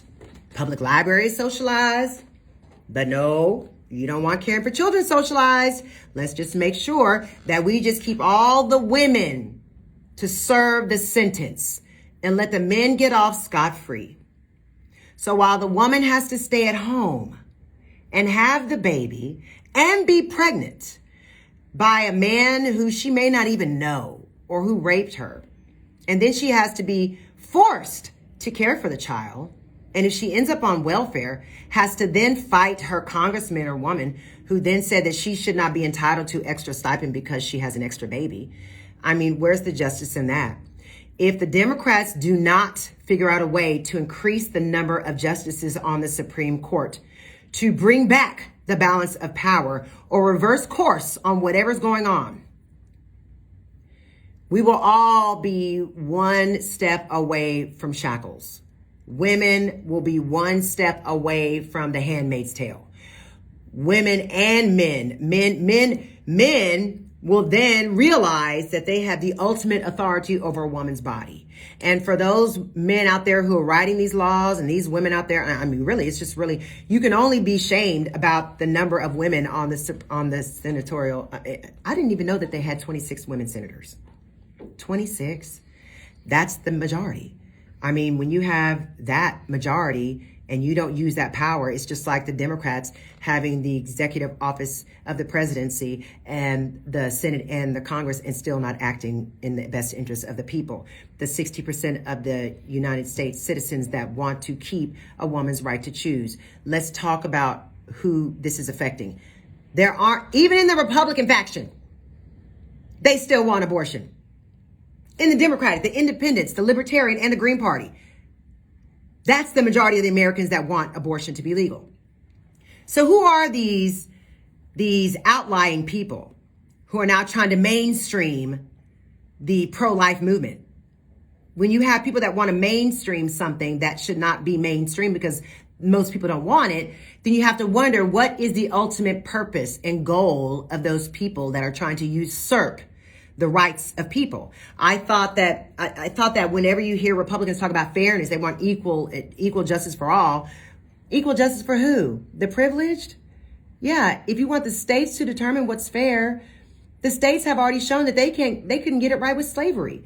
Their way around Jim Crow, their way around slavery was Jim Crow, to basically reinforce Jim Crow and reinvigorate the Ku Klux Klan. It's like we have the Ku Klux Klan, the reproductive Ku Klux Klan. You know, they're trying to terrorize women and say, you're going to have that baby girl. Mm-hmm. Yes, they are. I mean, goodness. On that, we got to cut to commercial because I don't understand how they would balance that.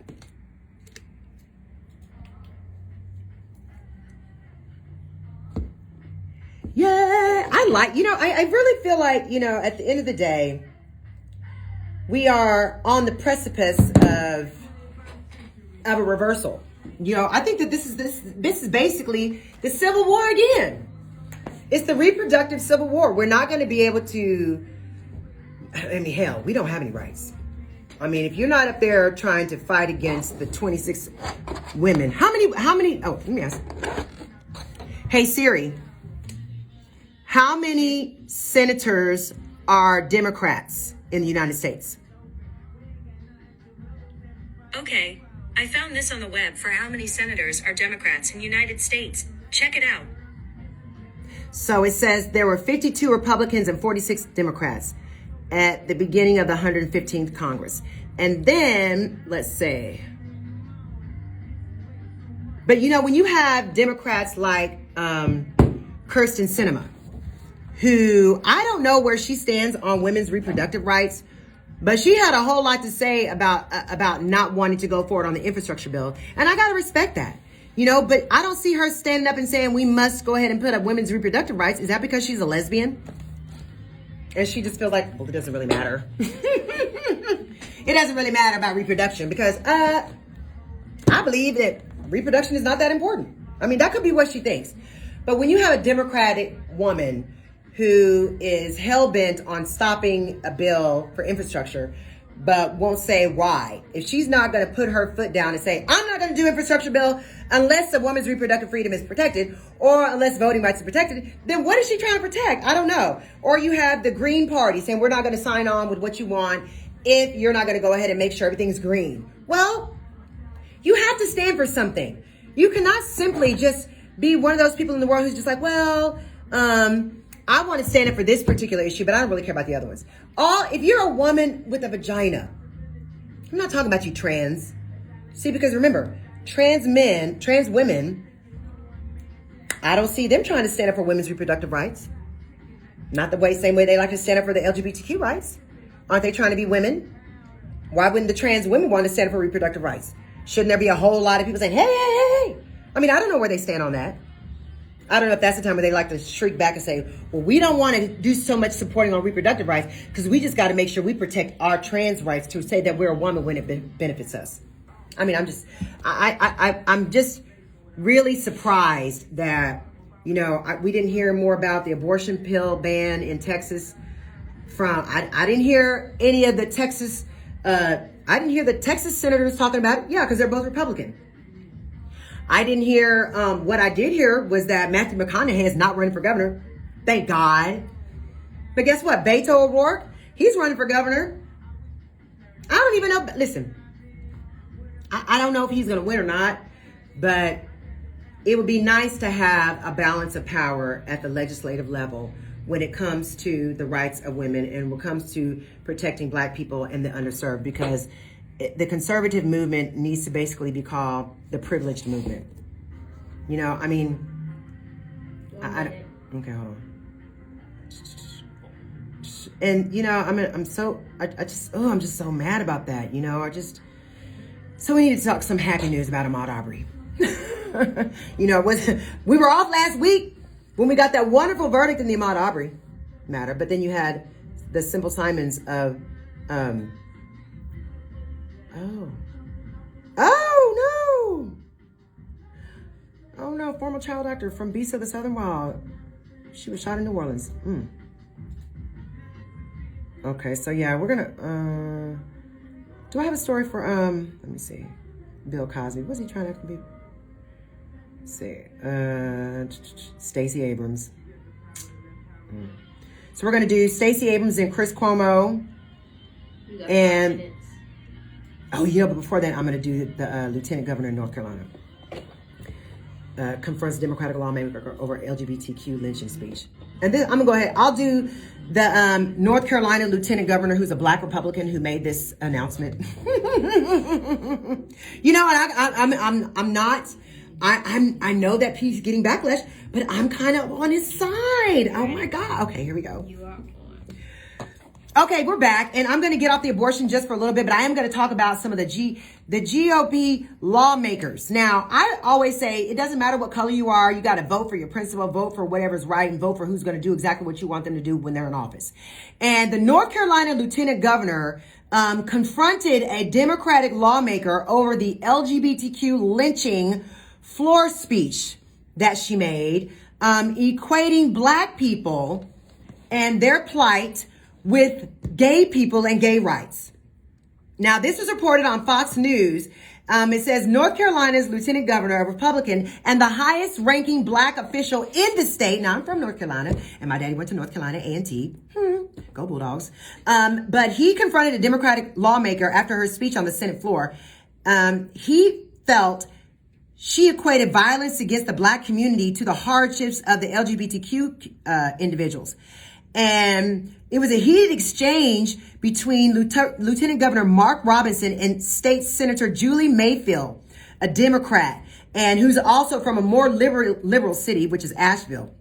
And that happened in Monday in the hallway. He got her in the hallway, y'all. He was like, let me tell you something. He said, quote, next time, before you get ready to say something on that floor, come see me.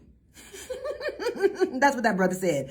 He said this to her outside the chamber before abruptly turning and walking in the opposite direction. And then Mayfield said, I don't think it matters. In response, another senator, Natasha Marcus, said, does she have to ask you before she speaks? Now, here's the problem. What the brother did was probably a little bit out of order since he is the lieutenant governor. He probably shouldn't have said that. He probably should have couched it a better way, but I have to agree with him. Remember, y'all, I'm an independent thinker. And anytime I hear people from the alphabet community comparing their struggles to Black civil rights it actually puts my G-string in a bunch. Because I don't wear big girl drawers. But you can only imagine how upsetting it would be to diminish the plight of 400 years of slavery and hundreds of years of oppression that Black people have been subjected to at the hands of all Americans. Okay? When you have Black people that have been lynched, hanging from trees, swinging from weeping willow trees, when you have Black people being killed on the Edmund Pettus Bridge and beaten for voting rights and voting protection, when you have people being chased by German shepherds, watered down by fire hoses, when you have the Medgar Evers being gunned down in his front yard in front of his home, when you have Malcolm X, Martin Luther King, and all of our heroes sacrificing their lives for justice and freedom for Black people, how dare anybody in the gay community, LGBTQIA, whatever alphabet you want to put behind it, how dare you compare your right to the fight for justice that Black people fought for, to be equal, to be human.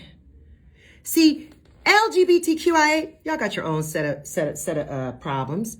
I understand you want your rights, but do not compare yourselves to the plight of the Black people in America. Remember, LGBTQIA people, you can hide your gayness if you want to. You can hide your transness when you want to. You can never hide your Blackness, baby. Because guess what? The United States of America made sure that no matter if you had one drop of blood in you, you were going to be downtrodden with the Black people. Okay? So I'm sorry. Stop comparing the fight for gay rights to that of the Black man's fight for equality in the United States of America.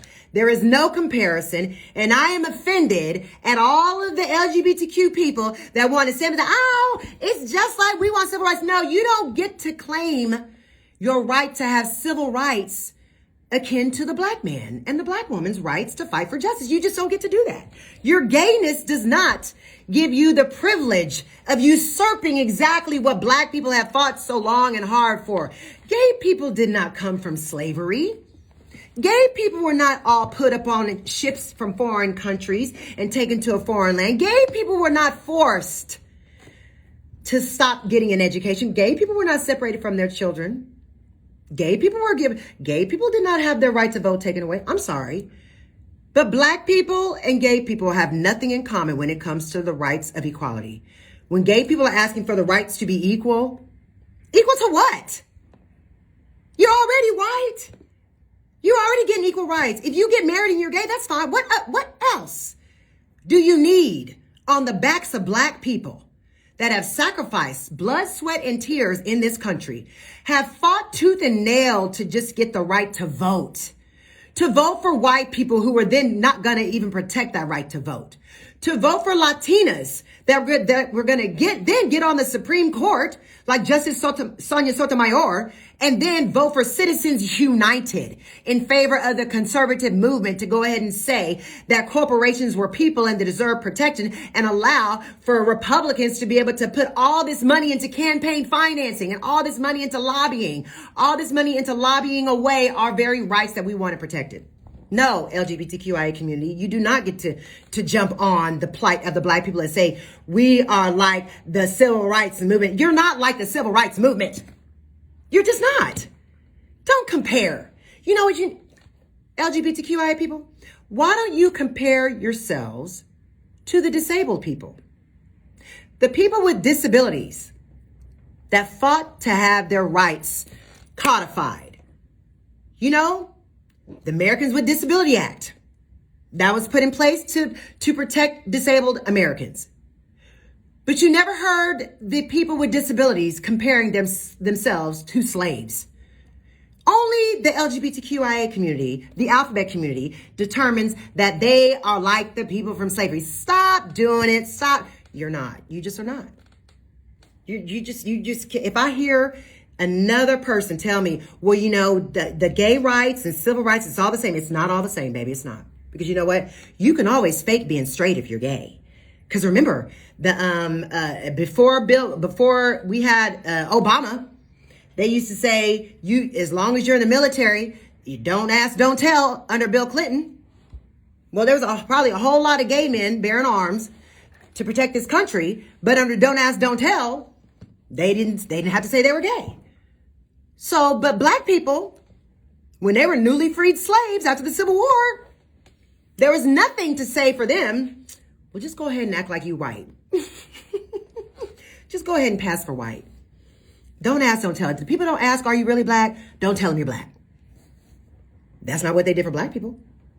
So, fortunately, the black Republican lieutenant governor of North Carolina told that white woman, sit your butt down and shut up.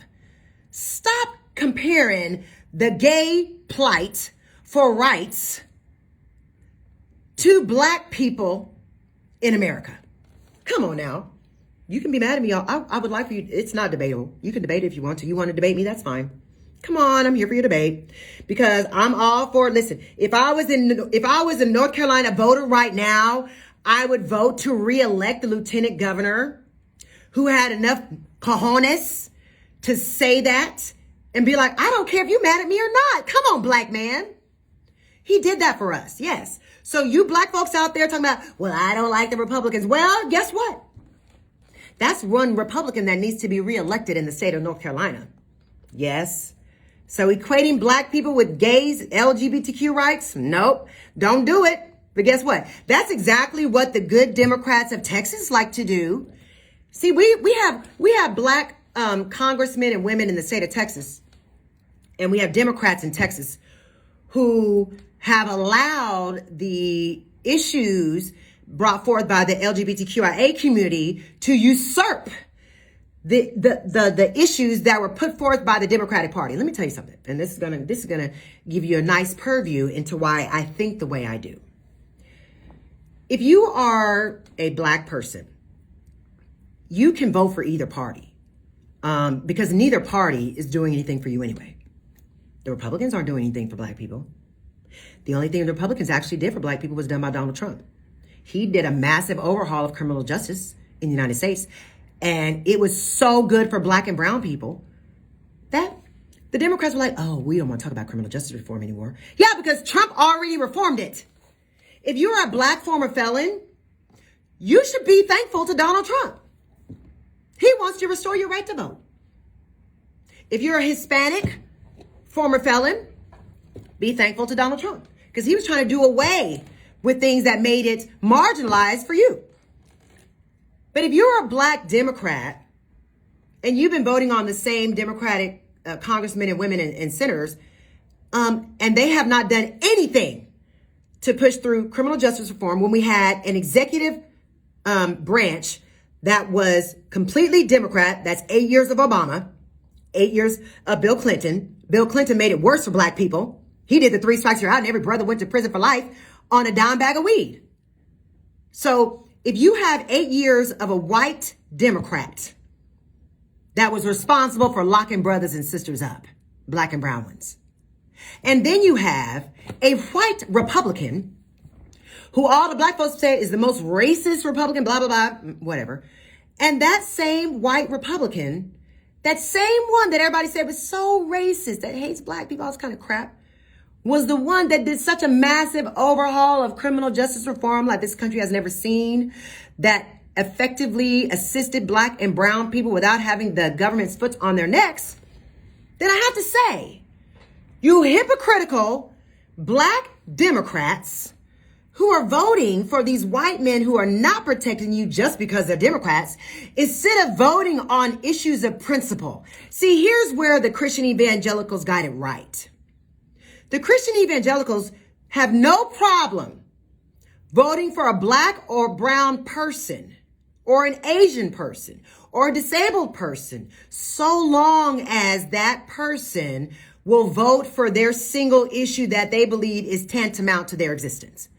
So when you have, let's say, voting rights, if the black Christian evangelicals had all toed the line and said, we're not going to put anybody in office, we're not going to put any of these white Democrats in office trying to lead the black people, if you're not going to put your foot on, if you're not going to draw a line in the sand for voting rights. Okay, well, that didn't happen. And what do we have now? All these black Democrats saying, well, I'm trying to run for re-election. Well, go sit your butt back down. Because you try to get us to vote for all these white people who did nothing for us and try to tell us how Donald Trump was so bad. Donald Trump was so bad. But Donald Trump did more for black and brown people with the criminal justice system than anybody else. Period. More than the black president. Period. More than the white pseudo-black president that everybody thought that Bill Clinton was. He did worse for black people. So if you are a single issue voter and you're only concerned about voter protection, then you probably should vote independent, because the Republicans are taking away voting rights and the Democrats are doing nothing to confirm your voting rights. So if both parties are having their own white privilege agenda that will keep the classes separated, it is so long as the white Democrats stay in power leading the black and brown people, then the white Democrats will never do anything that makes those black Democrats equal to them in the political party.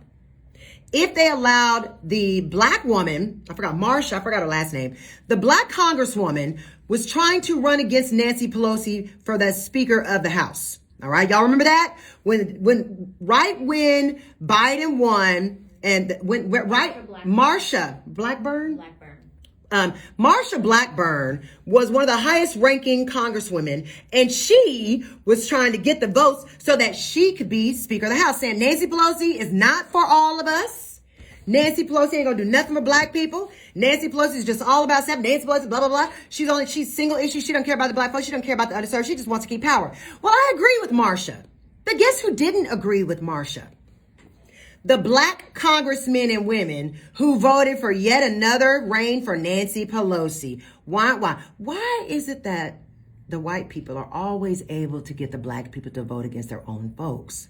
Now remember, I don't believe in voting on color. I believe in voting on principle. So if the black people knew that Marsha, as Speaker of the House, would probably push through voting rights, do something to protect a woman's reproductive rights, and make sure that everything was done right, then why would the black people in the House vote for Nancy Pelosi to continue being Speaker of the House?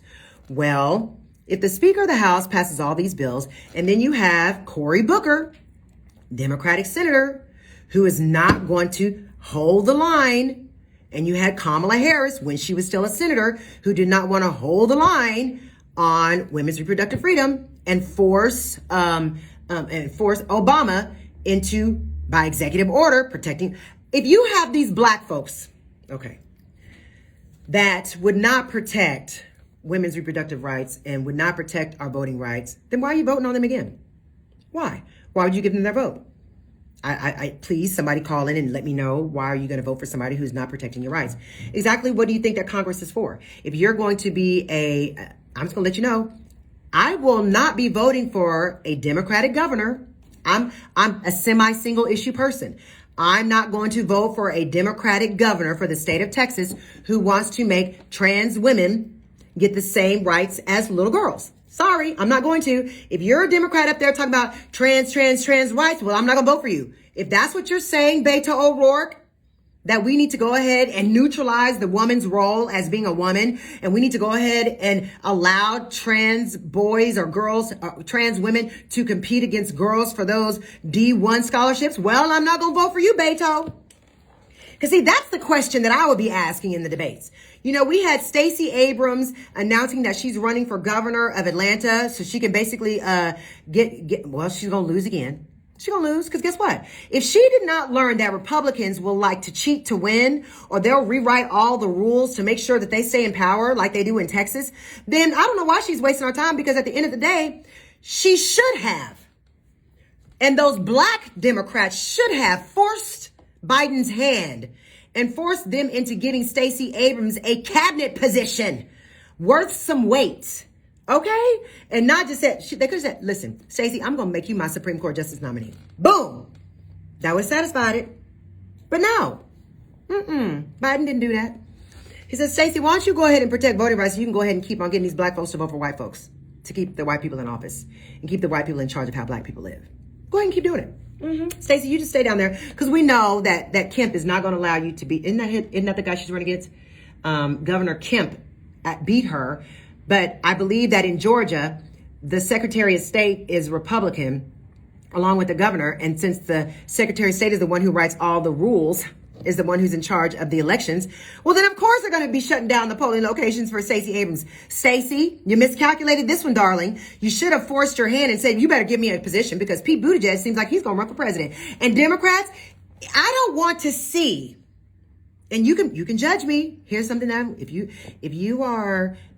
have not been listening to my shows and you have not heard me previously say, Democrats, if you are out there going to vote, now I have to tell you, privately in my home, I do not allow my children to watch the news, and I do not allow them to watch mainstream media television because I do not want them to see two men kissing on television. I said it.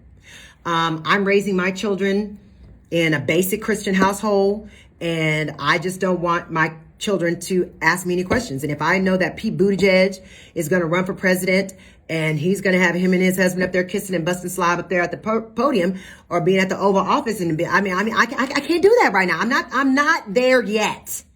So no, I don't want to see Pete Buttigieg win if he's a Democrat. I would vote for a Republican if Pete Buttigieg was the nominee. I'm just trying to tell you. I'm trying to tell you, you better figure out you better figure out the makeup of who you're going to vote for. Don't let party politics cause you to vote against your own moral compass. And that's all I got to say about that. Ladies, if you can find an abortion pill somewhere, don't get it in Texas because you go to jail. Go to California, but stay tuned. We're going to be talking next week about some people that are jumping into the state Senate race for the seat that's been held by a Democratic state rep for 30 years out there in Houston. You got all these black people jumping into the race to run for state rep. And, I hope they actually elect somebody who can actually do something. Well, they can't do anything down in Texas. Actually, you know what? I was considering changing parties to the independent. But I'm going to go ahead and let y'all mull around on those abortion rights and go ahead and hope that you vote for somebody that is voting for what you believe in and not just on party or not just because they're black. All right, everybody, be good to each other. Go get an abortion while you still can. Okay. Yes, y'all. Yes. There's a lot of people that jumped into the race. I know. That jumped into the race that are jumping in to be state rep in Houston, in the I don't know what district that is because I don't live in Houston, but I live close to it. But they're running for state rep, and everybody's making all these announcements about they're going to run. And I know people that are running. I'm like, dude, if you already were an elected person in another position and you jack that up, you probably don't need to run for state rep. I'm just saying. If you're one of those Democrats that did not do what you were supposed to do, if you're one of those Democrats that already has a track record of failure, if you have a track record of failure, don't run for anything. That's not what you want to do. These people that are jumping in there, the state, we need somebody who has never run for anything or never been elected to anything to run for the state rep position that is being left by, who's the guy that's leaving office? Who said he's not going to run for re-election in Houston?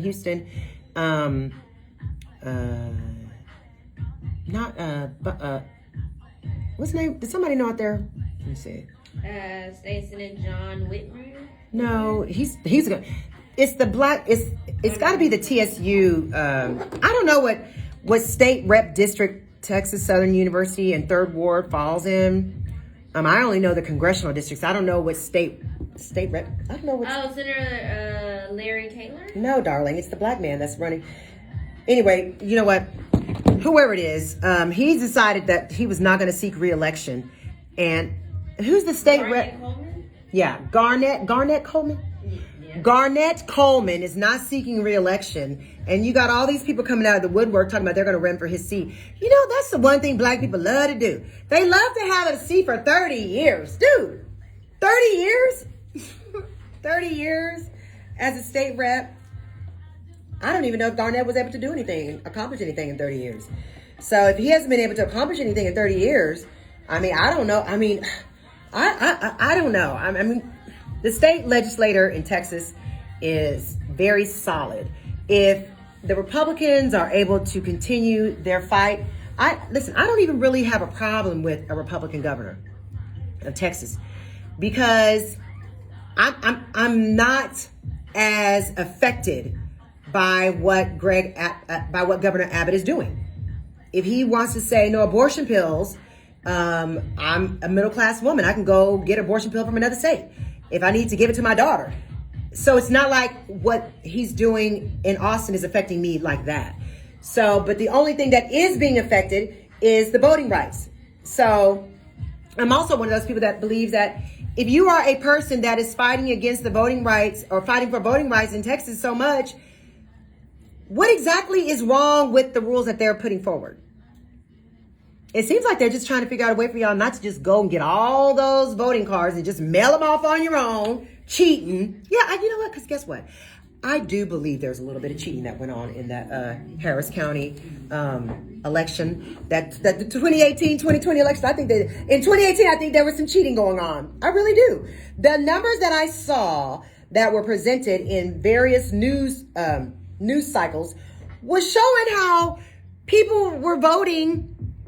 That it's almost statistically impossible for what happened in the 2018 election to happen again without the same methods being put in place for, dropping ballots in the box. That people, if you can drop in 50 voter cards from 50 people that you just picked up, who's to say that you didn't change their vote to vote for just you? If you were somebody that was working on campaigns, picking up all of these voter registrations or ballots by mails, that's what they're doing, ballot by mail scams. If you were doing a ballot by mail scam last cycle, or the ballot by mail scam is what assisted you to being elected, then really, you may not win this next time. Because the Republicans have figured out a way to bypass your ballot by mail scam of getting a whole bunch of ballots and shoving them in the mail and just writing on the things and giving people's driver's license. There was some article I saw last year that had a picture of like a stack of driver's licenses, like this thick, rolled around with a rubber band, and a whole bunch of ballot by mail voter cards on a table at a secret campaign headquarters. Now, why would somebody have a stack of driver's licenses and a stack of ballots for voting by mail that are being signed that looks like all the same person?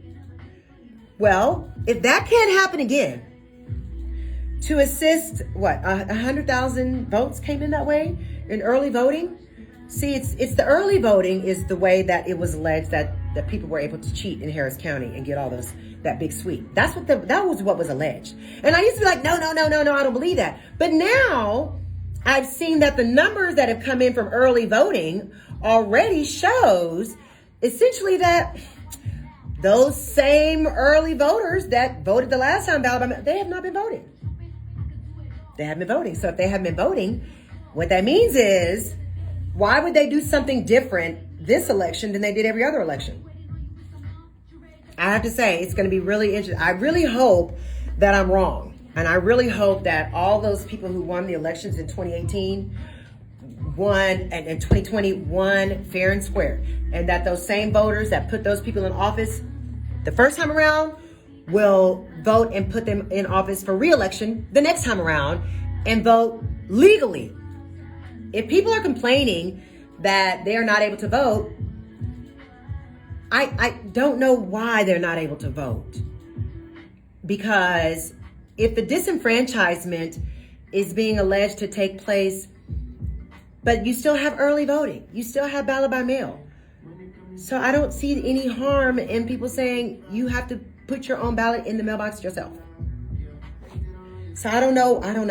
So it's really interesting. I'm gonna have to read a little bit more about what the Republicans are trying to do, but actually what they actually already did, that Democrats are mad at, because Senfronia Thompson and there are some other Democrats that they don't see a problem with what the Republicans did at the state legislature in Texas.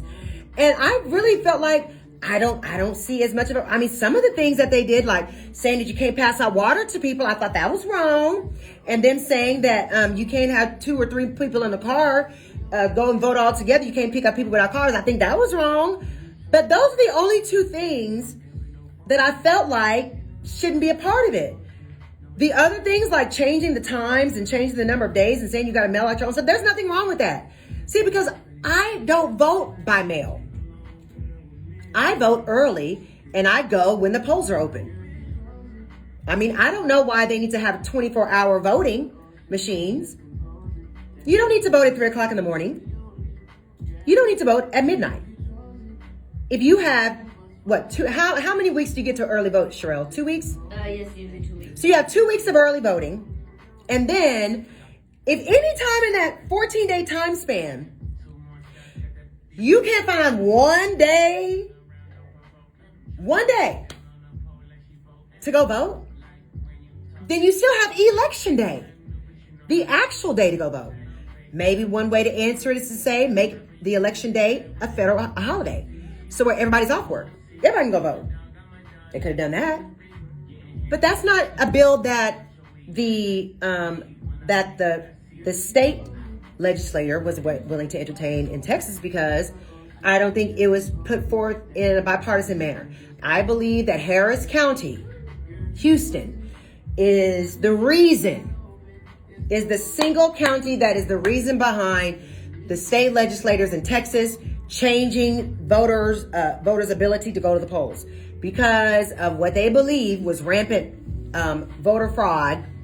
And I don't think it's fraud as opposed to people voting that aren't supposed to be voting. I believe the Republicans' claim was that it's fraud because you have a stack of voting ballots that's being filled out by 1 or 2 people to swing an election during the early voting ballot by mail time, to where these people already have 200,000 and 300,000 votes before election day 1, when everybody knows historically Republicans like to vote on election day. It's really strange how, when you look at it, the Democrats only won on the early voting turnout in the 2018 elections.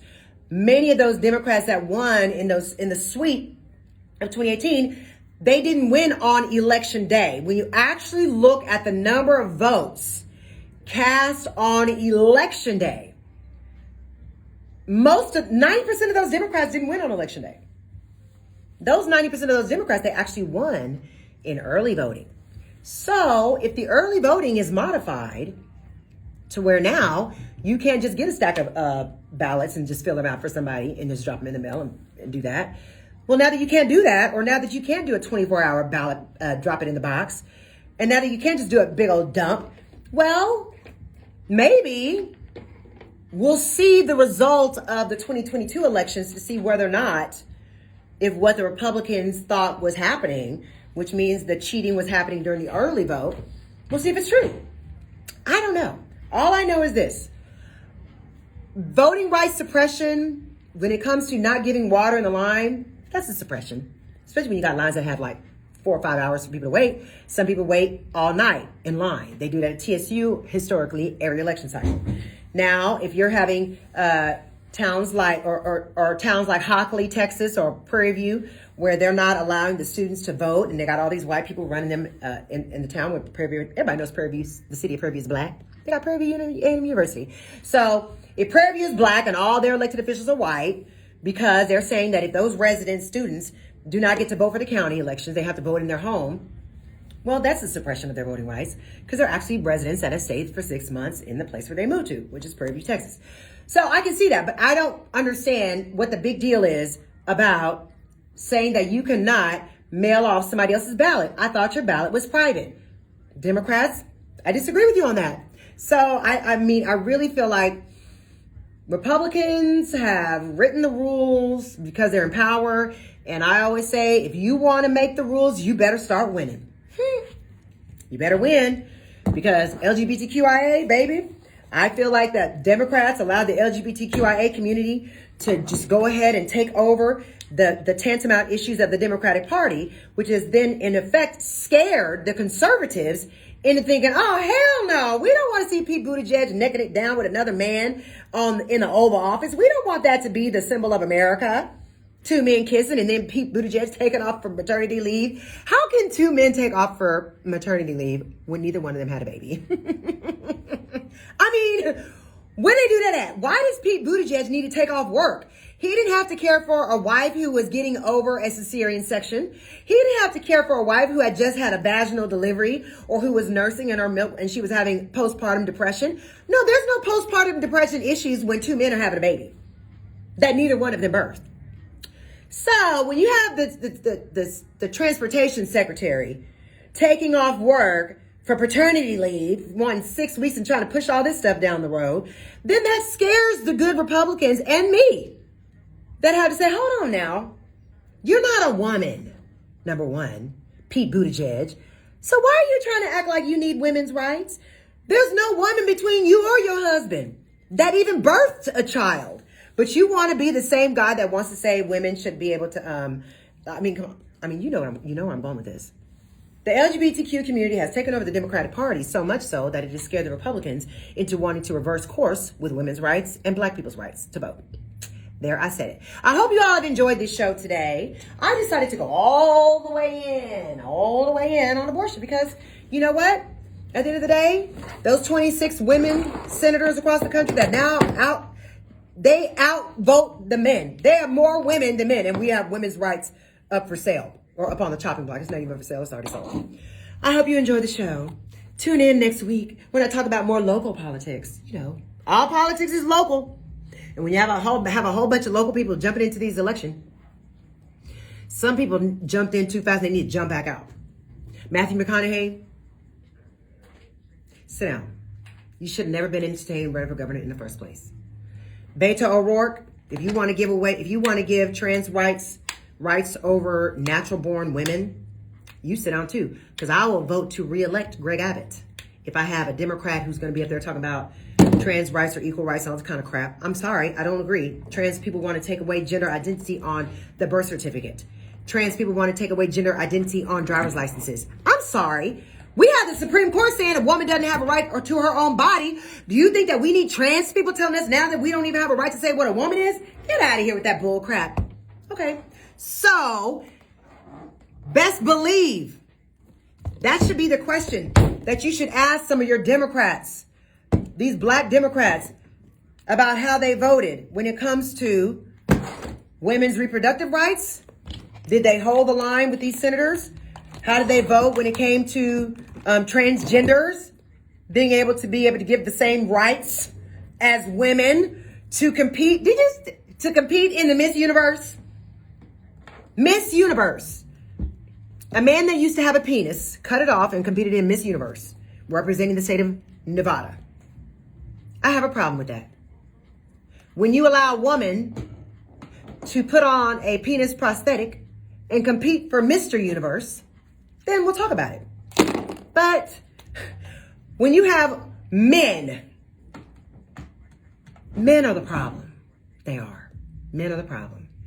Men on the Supreme Court are trying to take away a woman's right to choose what she does with her body.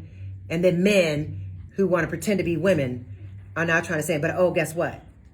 We also don't want you to say that you're a woman anymore. We want to tell you what a woman is. Come on now.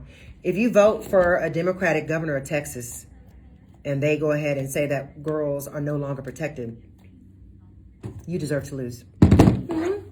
And I will vote against any Democrat for governor who is going to try to get the rights of women abridged so that they can help out the trans community. All right.